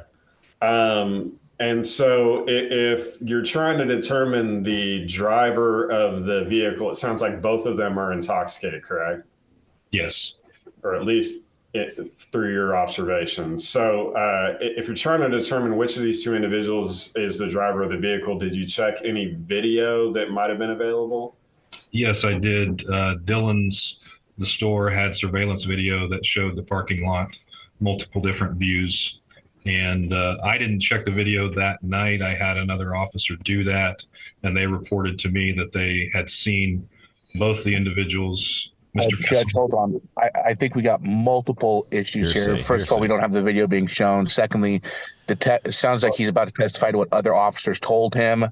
We don't have anybody to lay foundation for the video. So I think we got a lot of evidentiary issues to what he's about to testify to. Okay, Joe, I need you to slow down a little bit in the future just so we get good record. Oh, sorry. Was that too fast? Okay. So first of all, I think Rhonda got it. Okay. And well, I'm still trying to catch up. So take a deep breath and everybody just slow down a little bit. Court clerk's like, whoa. Go ahead, Joe. Okay. Mr. Favre, please proceed slowly. Sure. So first of all, if Officer Haynes is about to testify to what somebody else told him and that person's not here, I object to hearsay.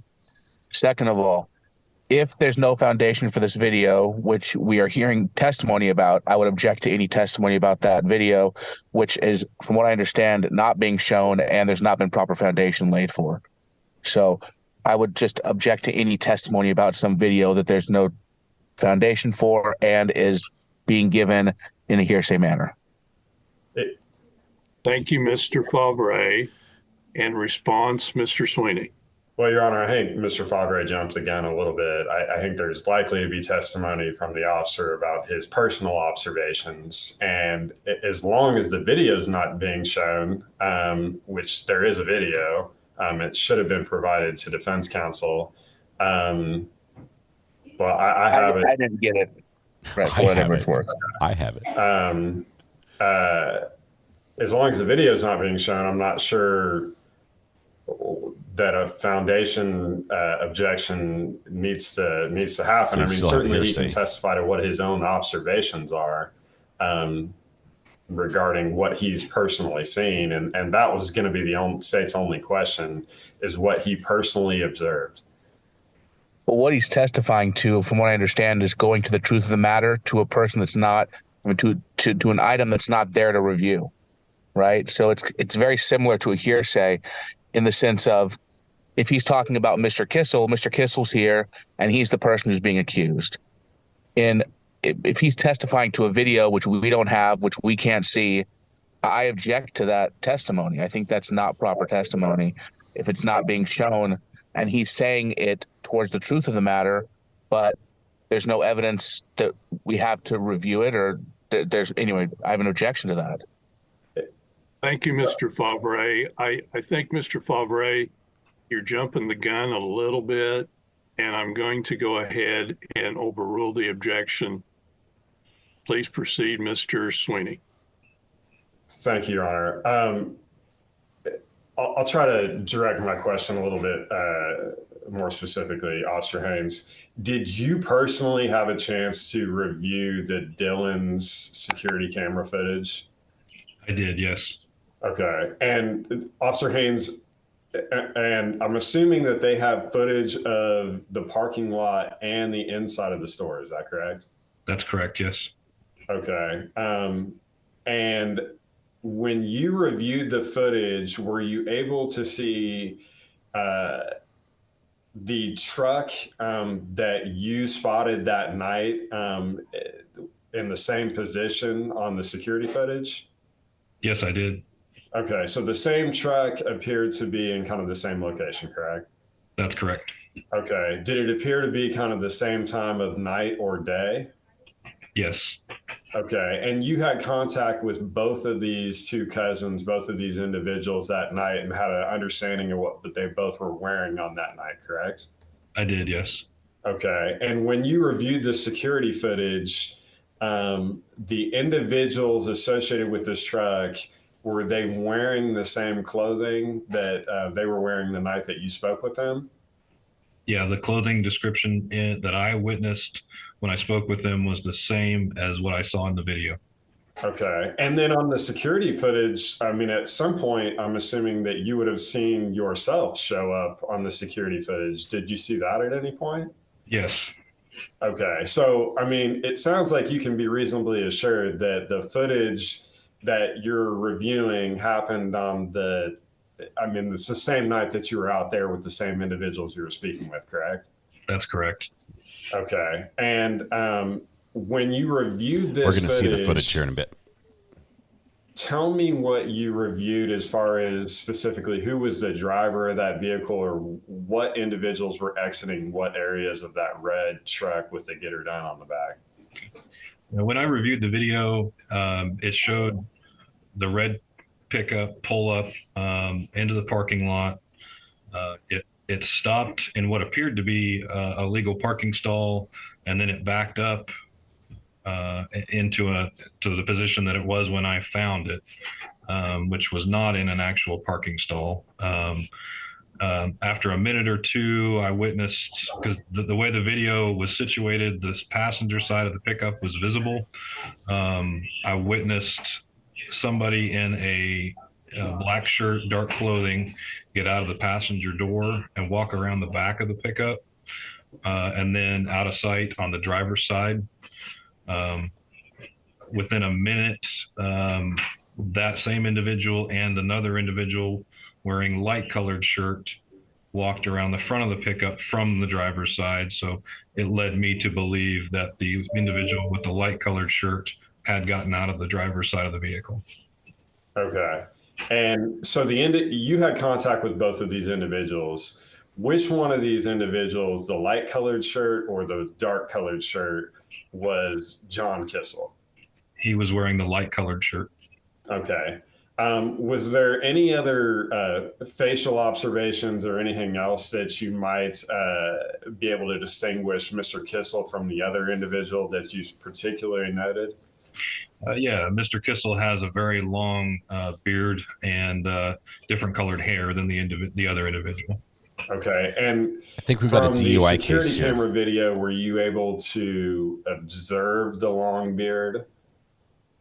Yeah, as it approached in the same camera views that show the parking lot, as the two individuals approached, I was able to make out that the gentleman wearing the light colored shirt also had the long beard and was eventually identified as John Kissel. Okay. And for purposes of the record, this is at the 13th Judicial Court. Do you see Mr. Kissel here in Kansas. the Zoom conference court today? Yes, I do. And if you could you maybe point that individual out and give a brief description for the court? Yeah, he's on the Court Security 2 camera. He's wearing a camouflage hoodie and has a long beard. Okay. Your Honor, let the record reflect that Officer Haynes has identified the defendant. The record does so reflect. Thank you, Your Honor.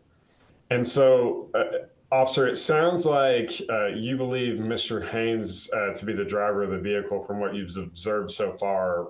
What happened subsequent to these two individuals exiting the vehicle? Specifically, what did Mr. Kissel do?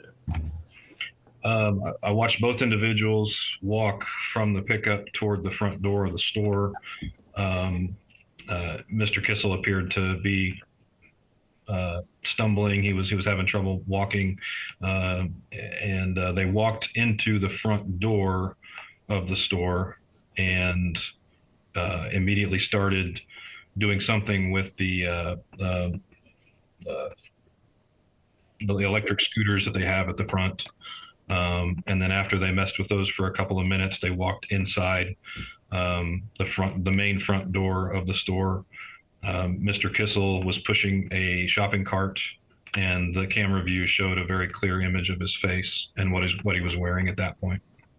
Okay. And I'm assuming, again, kind of consistent with what he was wearing when you spoke with him, correct? That's correct. Okay. Did you follow the camera or follow the camera as it showed Mr. Kissel through the store?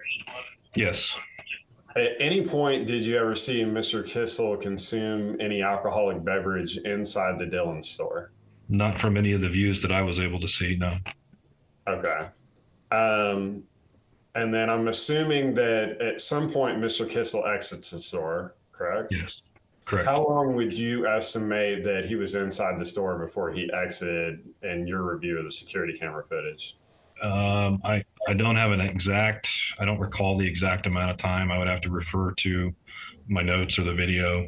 But I would say it was 15 minutes, 10 to 15 minutes probably.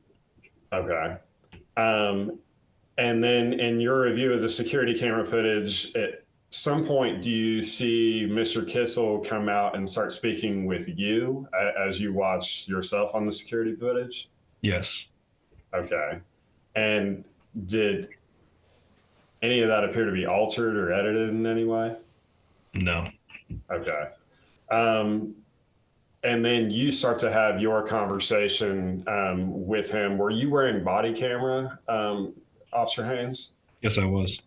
Okay. And was that preserved and provided to the prosecution? Here comes the body camera footage. Okay. And you've already stated that you believe that Mr. Kissel was under the influence of alcohol. After you determine he's the driver, do you take steps to kind of investigate the DUI more? Yes, I asked Mr. Kissel if he would be willing to submit to field sobriety testing, and he refused. Okay. So that's just like kind of the standard roadside test, correct? Yes. Okay. And he refused all of those? He refused all of them, yes.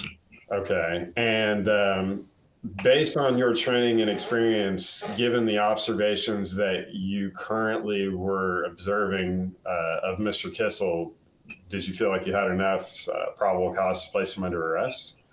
Yes, I did. Okay. And after you placed him under arrest, I'm assuming that you transported him to some sort of facility, correct? Yeah, I transported him to the El Dorado Police Department. Okay. Did you read him a DC 27? I did, yes. Okay. Did you read him a DC 70 in preparation for potential breath or blood testing? I did, and I also provided him a copy of it as well. Okay. What specifically did you request, I guess, in the DC 70, breath or blood? I believe I requested breath. Okay. And what, if anything, was his response in connection to the request for breath testing? I don't remember exactly what he said, but he refused to submit the testing. Okay. And then, of course, he was booked in on DUI, correct? That's correct. Okay. Your Honor, at this time, I'm going to go ahead and try to go ahead and play the body camera footage with the court's permission. I may ask some additional foundation questions afterwards, but with if there's no objection from defense, I'm going to go ahead and share my screen and ask for permission to publish. And Mr. Fabre.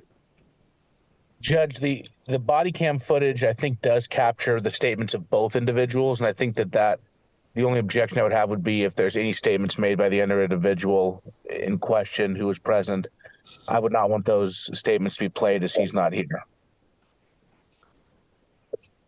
Thank you, Mr. Fabre. And the court does find no objection, except if there are statements made by some individual who is not present before the court today to testify. Thank you, Your Honor. And just so I'm clear, I think certainly there are statements that are made by other individuals, and the state certainly has no objection to the court not considering those. I think, I think that's appropriate, but I don't have the ability to excise those statements on the fly and remove those from video to the court. I would just ask the court, as the fact finder and a legal scholar, to just disregard those.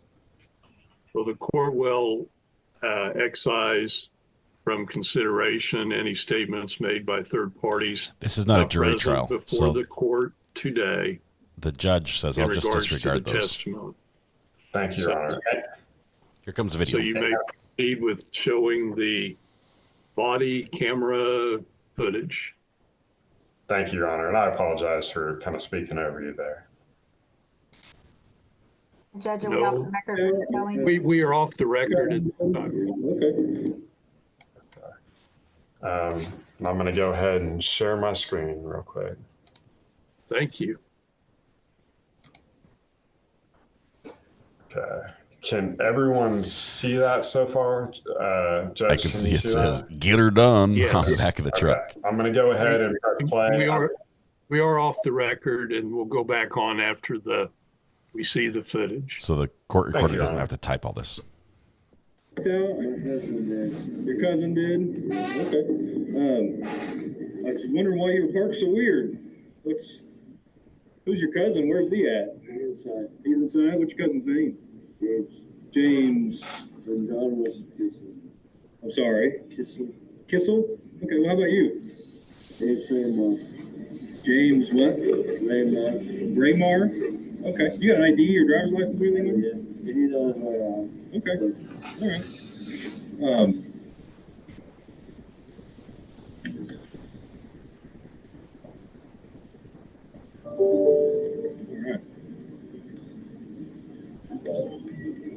What? I started on that for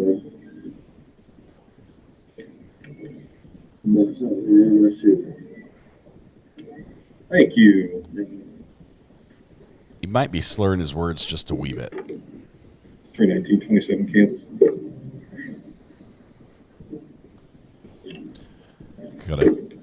He's going to call in the name. 01496.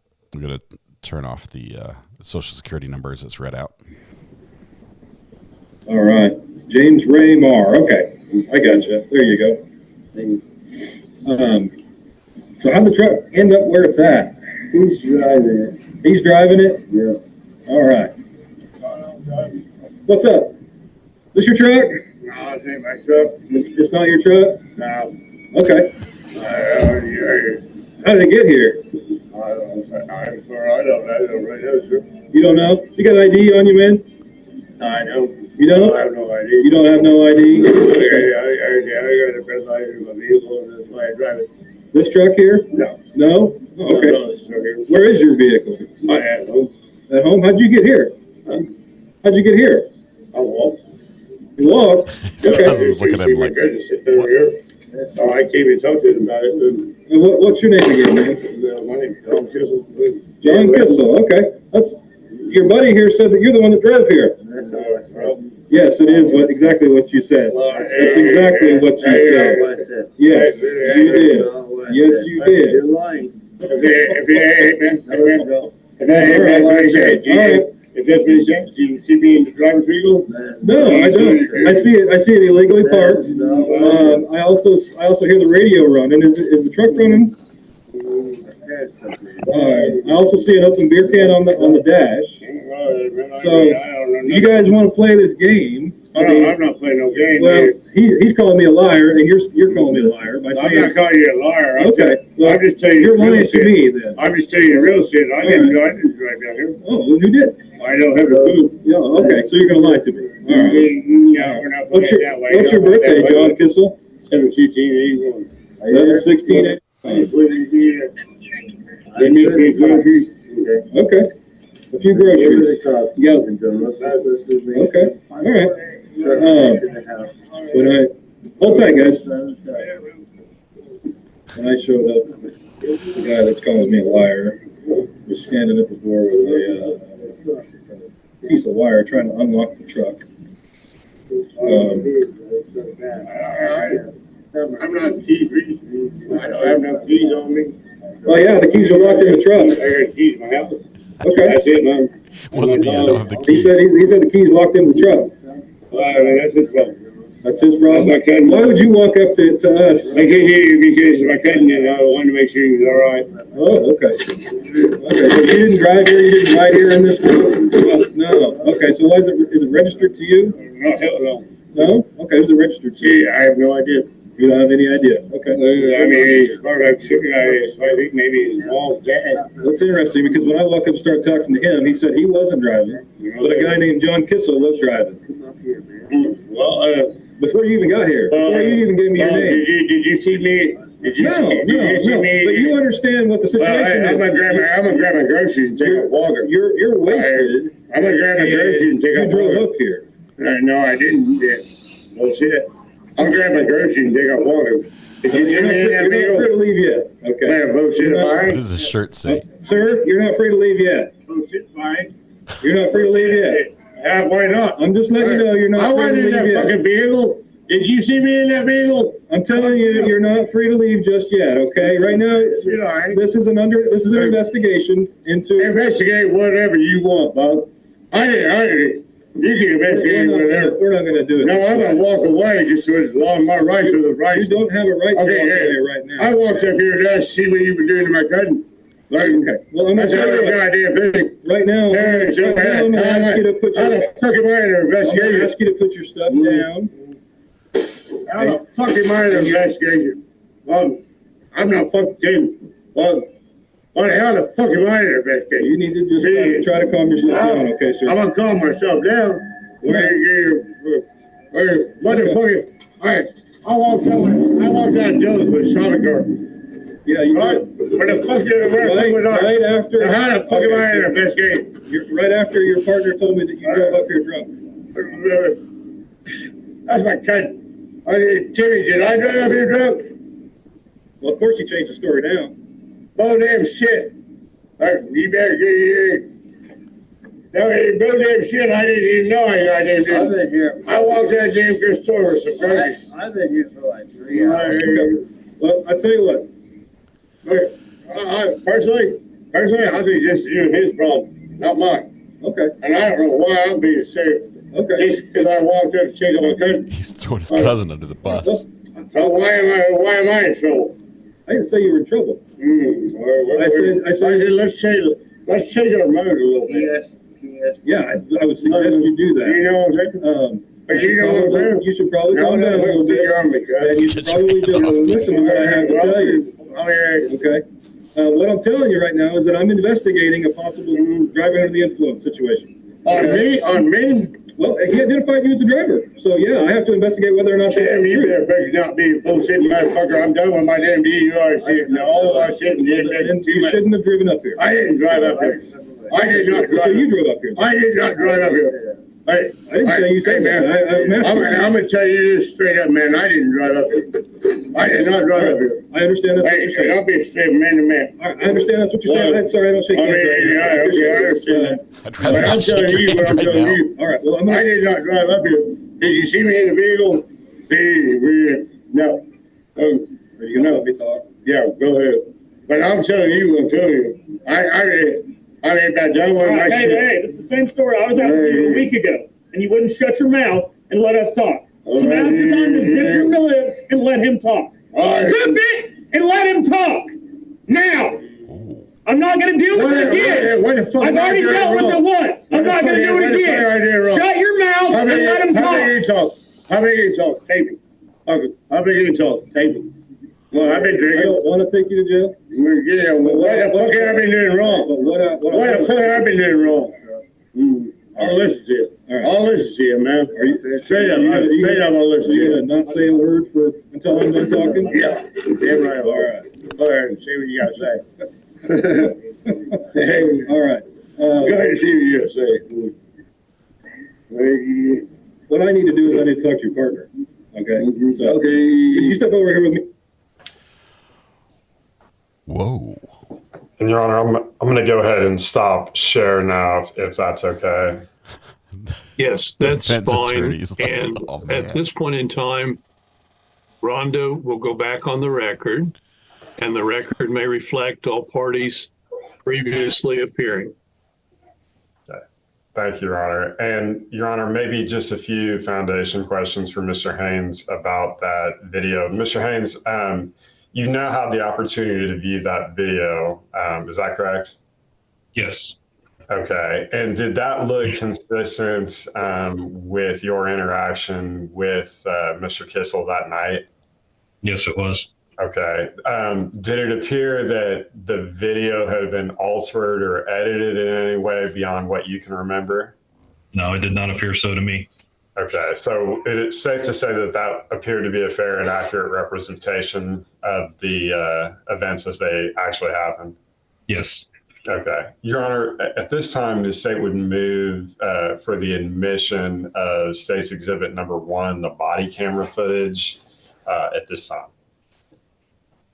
Thank you, Mr. Sweeney. Any objection, Mr. Favre?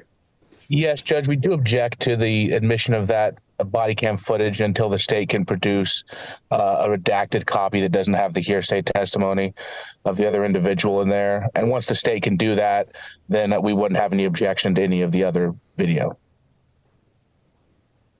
Thank you, Mr. Favre. The court overrules objection and does admit the body camera video into evidence. Judge, how does the court plan to handle, because as I understand it, once it's admitted to evidence, it's admitted throughout trial. And obviously, I don't anticipate the other individual showing up at trial either.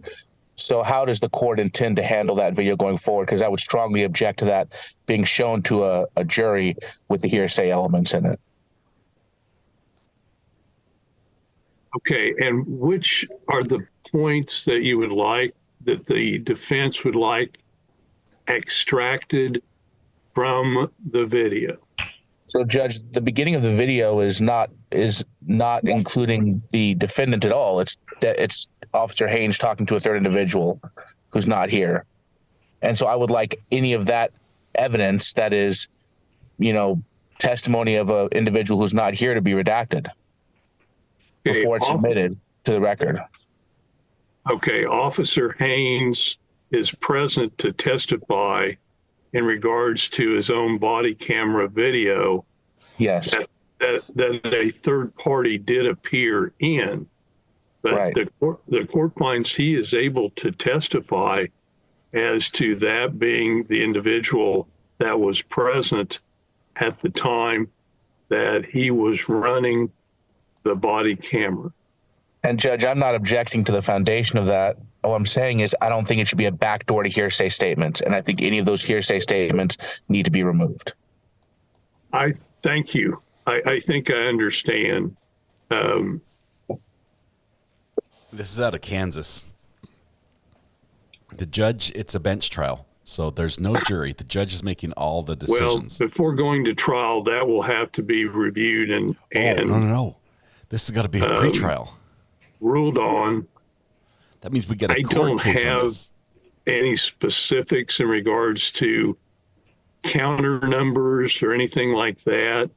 So I don't think it's even able to be done at this time. So that would be something we could have up at a motion hearing, and the defense, we could go through the body camera step by step, and court could make rulings on that at that point in time. So the court does reserve that as an issue prior to trial.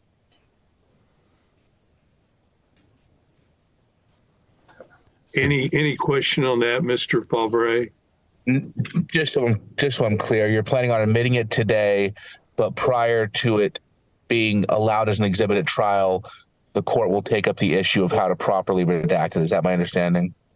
That is much better and more properly stated in a succinct manner. Yes. Thank you, Judge. That's all I wanted to clear Yes on. is all I need. Okay. And Mr. Sweeney. So sadly, we're going to miss the first part in the trial. We won't get the, Your Honor, the cousin. I don't think I have any further questions for this witness, barring any redirects, of course. Thank you, Mr. Sweeney. And Mr. Favre, cross-examination. Thank you. Officer Haynes, so I want to kind of start at the beginning. When you arrived on the scene, there was nobody in the vehicle, correct? That's correct. And the first person that came out to talk to you was not Mr. Kissel. The second person that came out to you was Mr. Kissel. Is that correct? That's correct. You described Mr. Kissel as wearing a light colored shirt. I mean, the video, it looks kind of grayish. Would you agree with that? Like a light grayish type of, is that accurate? Yeah, that's probably pretty accurate. Yeah. Okay. And then at any point, did you ever see Mr. Kissel in that driver's seat personally? I'm not talking about the video, but did you ever personally see him in the driver's seat? No, I did not. Now, in regards to the video, I want to be a little clear about this. So you weren't the first one to go look at the video. That was another officer. Is that correct? That's correct. And then at some point, you yourself went to review the video. I'm subbing to your channel right now. And I think your testimony was that the camera faces the passenger side. You saw a different individual get out the passenger side.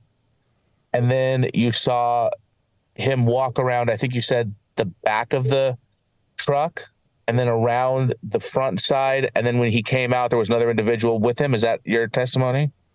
Yes. Okay.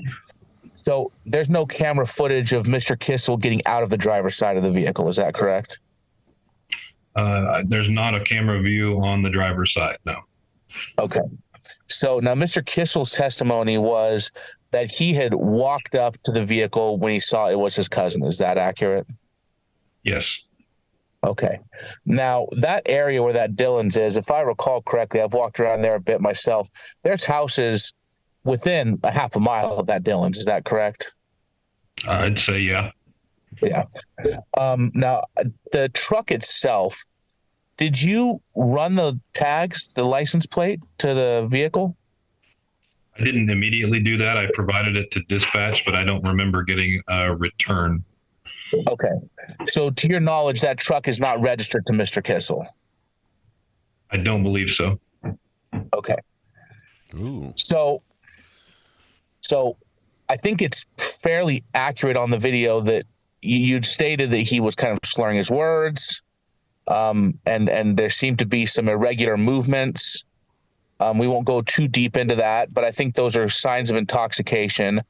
And is that the things we saw in the video, is that what you were basing your conclusion of intoxication on? The stumbling and the slurring words? That and my experiences, yes. Okay. So the intoxication evidence seems to be present, but the part I'm missing isn't it possible he could have walked up to that vehicle? Is that not possible? That he could have. I'm sorry. That he could have walked up to the vehicle. Is it possible that he could have walked up to the vehicle, as opposed to drove it into the parking lot? In the camera view that I saw, there was nobody walking toward the vehicle, and it showed a clear view of all sides of the surroundings of the vehicle from the passenger side, and I did not see anybody else walk up to it. Right, but it's possible he could have walked up to the vehicle, right? I don't believe he did. Okay. So your decision to take him in for a DUI was based entirely on the assumption he's driving, even though you did not actually see him at any time actually in the driver's seat. Is that accurate? I believe that I had enough evidence to provide probable cause that he was the driver. I see. Now, in regards to this testing, you said you had offered him a breath test and he refused. Is that right? Yes. Did you attempt to get a warrant and a blood draw? No, I did not. Did you ever at any time determine whether Mr. Kissel was actually intoxicated? I did not have any tests to corroborate that. No. Ooh. I see. Okay. This might be a spicy trial. Okay. All right. No further questions for this witness. Thank you, Mr. Favre. Any redirect, Mr. Sweeney? No, Your Honor. Okay. And Officer Haynes, at this point in time, you're free to go or stay as you wish. Thank you, Your Honor. Have a good day. I'm going to hang out till, no, he's gone. Mr. Sweeney, any further evidence to present? No, Your Honor. Thank you. And any evidence for the defense at this time to present, Mr. Favre? Not at this time. Thank you, Mr. Favre. The court has had the opportunity to view the evidence as presented this date, and subsequently the court does find probable cause to believe that the defendant, John Russell Kissel, did commit the crime as alleged, and the court does find Mr. Kissel over for trial. And Mr. Favre, the court is prepared at this point in time to proceed to arraignment. And Mr. Favre, does Mr. Kissel wish reading of the charges against him? No, Judge, he'd waive a formal reading and enter a not guilty plea at this time. Thank you, Mr. Favre. And the court will go off the record at this point for scheduling. Rhonda. Okay. Okay, let's write this down, guys. You all tell me what month and how much time you need for prep before we get it set up for trial, pre-trial and trial. Joe and Brett? Joe? I think I need to see the video from Dylan's, which I haven't received yet, so I don't imagine that will take much longer, but I don't need that much time. How much time Brett needs is fine. Well, and Your Honor, we do have the Dylan's security footage video, so if Joe doesn't have that, I thought it had been sent, but if it hasn't been sent, we'll send that today. Admittedly, it is in kind of a weird format, so if Mr. Favre needs some help opening that or viewing that, we'll certainly help facilitate that. But it's a pretty straightforward case. I think wherever the court wants to set it would probably be fine with the state, and I'd defer to counsel if they think more time is necessary. Okay, thank you, Brett and Joe. I'm going to now just check with Chris and see what date she thinks would be appropriate to set this. Okay, we have March 8th for the PTC plea, and we have March 12th would be the jury trial. And our next one would be April 5th, would be the PTC plea, and the jury trial would be April the 9th. Do we need to go any further out? We sure can. Well, thanks, Chris. I appreciate that. Joe and Brett, your thoughts as far as jury trial setting? It's a very informal court. Your Honor, any of the dates are fine with me. Again, I'd probably defer to Mr. Favre. I know he's got a busy schedule, so whatever works. Yeah, either of those dates should work for me as well. So we can set it in March. March 12th. Okay, March 8th. March 8th for pretrial. Just to check, Officer Haynes is still on the Zoom, I think. If there's any objection, I was going to set this actually pretty quick, about a month away. March 8th, that's a Friday, and the jury trial would be March 12th. Just making sure that Officer Haynes is available. And I am, yes, Your Honor.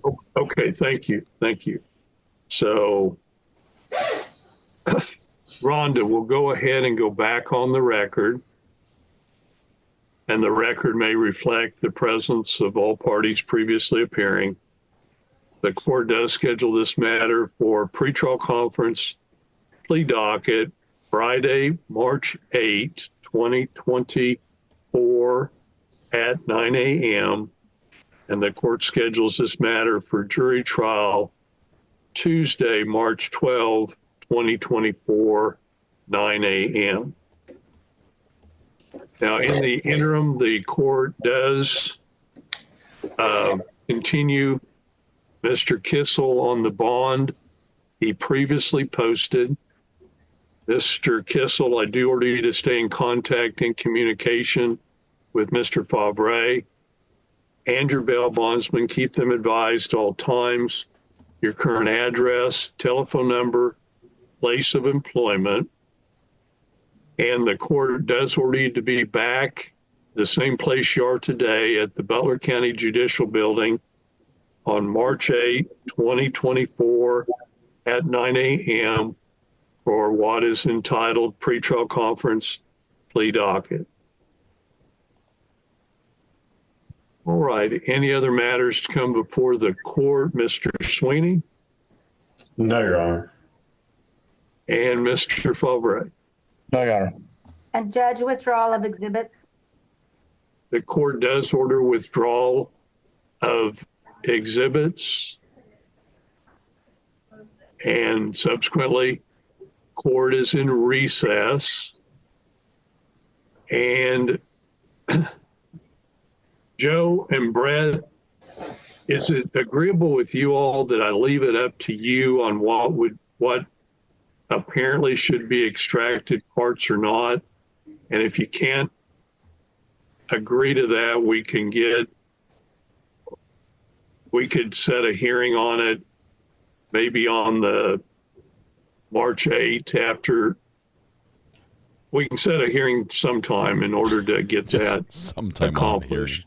If anything needs to be extracted, I'm not trying to make any pre-rulings, so. Yes, Your Honor. Okay. I think that's fine. Yeah. Okay, that's what we'll do. And Mr. Kissel, you're free to go at this time. Have a good day. So he's free to go. He's released. He's not in custody until then. And any comments on the end here? Joe and Brett, do you have the 11 o'clock, or is that somebody else? I don't. I think that's Devin. It's Amber and Jim Watts. Amber I think it's Jim. And Devin is covering for Miss Norris, so he should be on, I would think, imminently. So thank you, Judge. Thank you, Joe. Thank you, Brett. Thank you, Joe. Have a good day, both of you. Yeah, Take care. And Judge, you care if we take at least 5 minutes before the next one to take a quick little break? Thanks. I think by yes he means no, he doesn't care. All right, let me say I told you I had to work a half day because I have to do all sorts of bank stuff for the Airbnb and all that. So we're gonna wrap up right there. This sounds interesting. I'll tell you this: the jury trial is most likely not going to be on Zoom. So this is going to take some work if we want to be able to follow this. We'll have to see if we can get access to this court, to this trial. I'm not sure if they will air it or not. If there's a Zoom feed of the court, that would be great. But we'll have to do some homework here. This is Judge Charles Hart. If anyone is in the area in Kansas, okay, this is in Kansas, right? If anyone is in the area there and is familiar with this court and wants to help out just a little bit, I'd love to get some help on this one. Good morning. Oh, good morning. Who's talking? Jesse. Before we do this. Oh, that's the same. Look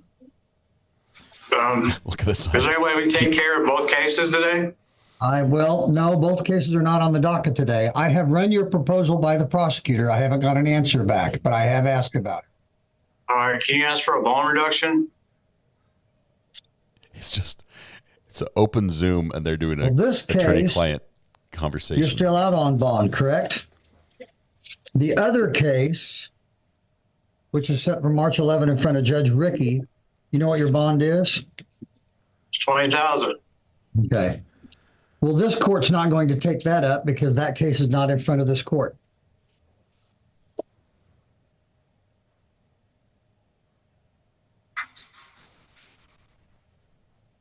Does not compute. I might ask for a continuance to get my discovery to further look into the case. I mean, he's been here before. I haven't got a discovery or nothing on it.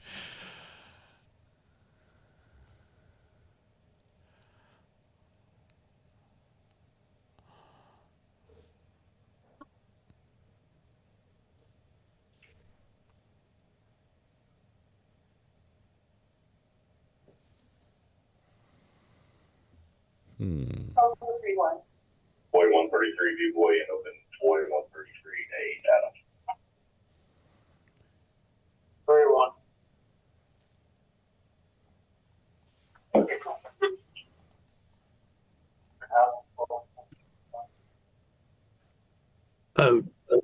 Jim, we're in a 5-minute recess. Do you want a breakout room with Mr. Greenwell? Judge, I don't know that that's necessary. We spoke earlier this week or late last week. That's fine. And, we're good doing our conversations. I don't think that's necessary. Okay, we'll be back probably 3 or 4 minutes. Yes, sir. So this attorney knows we're live on Zoom, that the judge is listening in. Sorry if I use the restroom. Restroom? Yeah.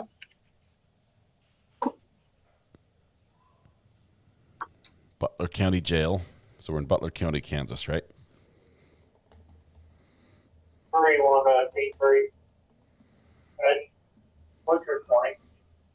Pickles? Okay. Let's see. We're going to cut away from this one. As interesting as it is, we're going to cut away. That's Judge Charles Hart in Butler County, Kansas. I would love to see if there's anyone in the area that might be able to help us see if we can get access to that trial, the DUI trial. Now, the DUI trial, if it moves forward, they're not going to show the video that we saw, at least not the complete video. We won't get the cousin completely saying, yep, that's my cousin. He drove. This is his name. This is his truck. Yep, we just came up here to get groceries. They're going to cut that part off, which is part of the hilarious part. And we're just going to keep the rambling, swaying response from the defendant is all we're going to get. So not as good, but it still is interesting because that case, the police never did a blood test. They never proved he was intoxicated. Now, I granted they can say, well, he smelled intoxicated and he looked intoxicated and his eyes were glassy and, and dilated and he swayed and he slurred his words. They can say all those things. That will probably be enough. But they never tested him, which is interesting because some of those other things can be caused by something else. And they also might, depending on the video from Dillard's, or Dillon's, I think it was, they might have a hard time proving that he got out of the driver's seat because of the angle the camera's at. So interesting. The defense lawyer definitely has given it his all from his driver's seat of his car. So that would be fun. Let's see. They also did not prove he had driven the truck up where, he's like, it's not my truck. I don't even have the keys. Well, the keys are locked in the truck and it's running parked, not in a parking stall. So it's funny. All right. I saw that come up and I had to rewind to get that video. So that was a good one. I'm glad we did. Can the DA subpoena the other guy? Yes, but he probably wouldn't come and testify. He might not be a very willing witness. Blackbird Squeaks, if you might be able to help with the Kansas trial, what we're looking for is, I need somebody that can look into the court themselves and see if they allow or what their rules are on live streaming. Odds are it's probably there, like rules on the media covering trial. I doubt I'll be able to travel to Kansas with my gear and my cameras and set up audio and video just for that trial. That might be a little much, but if they already have a live stream, if they already have a Zoom, getting access to that, that would be interesting. Can anyone tell me when the treehouse retrial starts? Margie, I don't know if it's going to be pushed at all with a new judge or not. I have not heard on that one, on the retrial. I thought it was in March, early March. But thank you, Blackbird Squeaks. I appreciate that. Maddie M. both said if you guys can research that for me and let me know. Hopefully, my hope is that they would just allow the Zoom feed to go during court, that we would have cameras on during the court and they could show that. I'm not sure if that's the setup or not. Otherwise, otherwise we'd have to bring our own cameras, which will be a little bit difficult there. That's tricky. Let's see. The March date has been canceled. Hasn't shown a new court date yet. That's because the judge bailed on the Tucker one. Let's see. Shruti, will you do the Harmony trial opening statement today? The Adam Montgomery trial is a tough one because it's obviously a child death trial. We just had a very tough trial with the Crumbly case with the school shooting. It's a difficult one. I try to do something more lighthearted murder between the heavy ones. So we've opted to pass on that one. We have some other options that will be starting soon that we're trying to line up. Just not quite finalized yet. Some will be, I think one will be really good. Why did the judge recuse himself from the Treehouse trial? Unable to be unbiased? I think he knew that next go around, the motion to dismiss the judge would be properly filled out, and that he would have to do it. It will go to an appellate court, so he'd see that for sure be overturned because that one had issues. Abina S., let me see what you said here. I don't want to be annoying, but I want to ask one more time. Will you follow the Robert Crimo 3 trial started on the 26th? I can't remember the name what that one is. Let me take a quick look.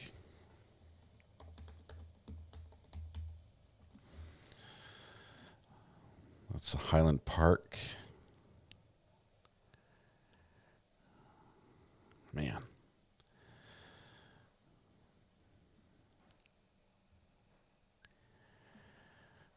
That might be a tough one, too. 7 people at a 4th of July parade.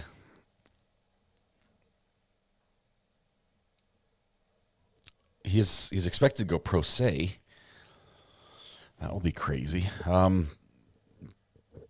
Tentatively, let's put it on the schedule. Let me add it to the spreadsheet. It's another firearm multiple victim case, which is a little bit tough, but it's not. At least it's not in a school.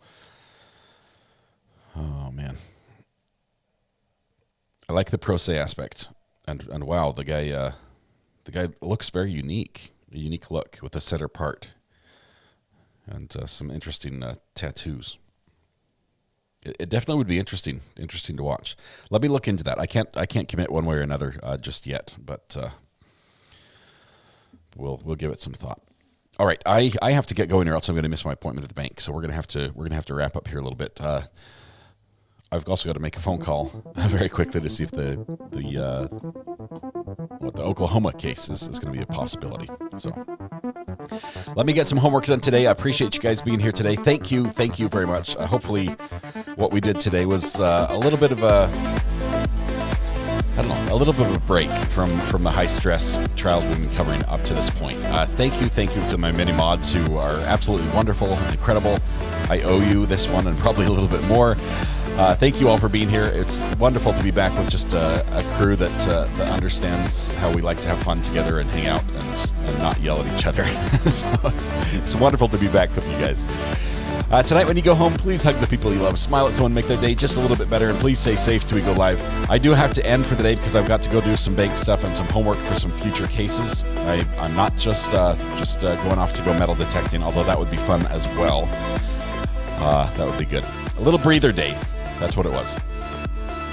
We'll be back tomorrow morning about the same time, I think about 8:45. Hopefully I'll have some news about some upcoming cases. I'm happy to send you over to another feed if we've got some. Let me see who's covering what. I think Melanie Little. I'll warn you. I'll send you over to Melanie Little. She is covering the. Let's see. Broken Baker is Melanie Little. Let's do Melanie Little here. She's covering the Adam Montgomery trial. We haven't rated her in quite a while. So let's do that. If you're not interested in the Melanie Little trial, you might want to go somewhere else, but we'll portal to her. I've got that set up now. When you do land, do land on the like button when you land there through the portal. It'll happen right after the music stops here in a couple seconds after that. You guys, be good to each other. We'll see you tomorrow. Bye-bye.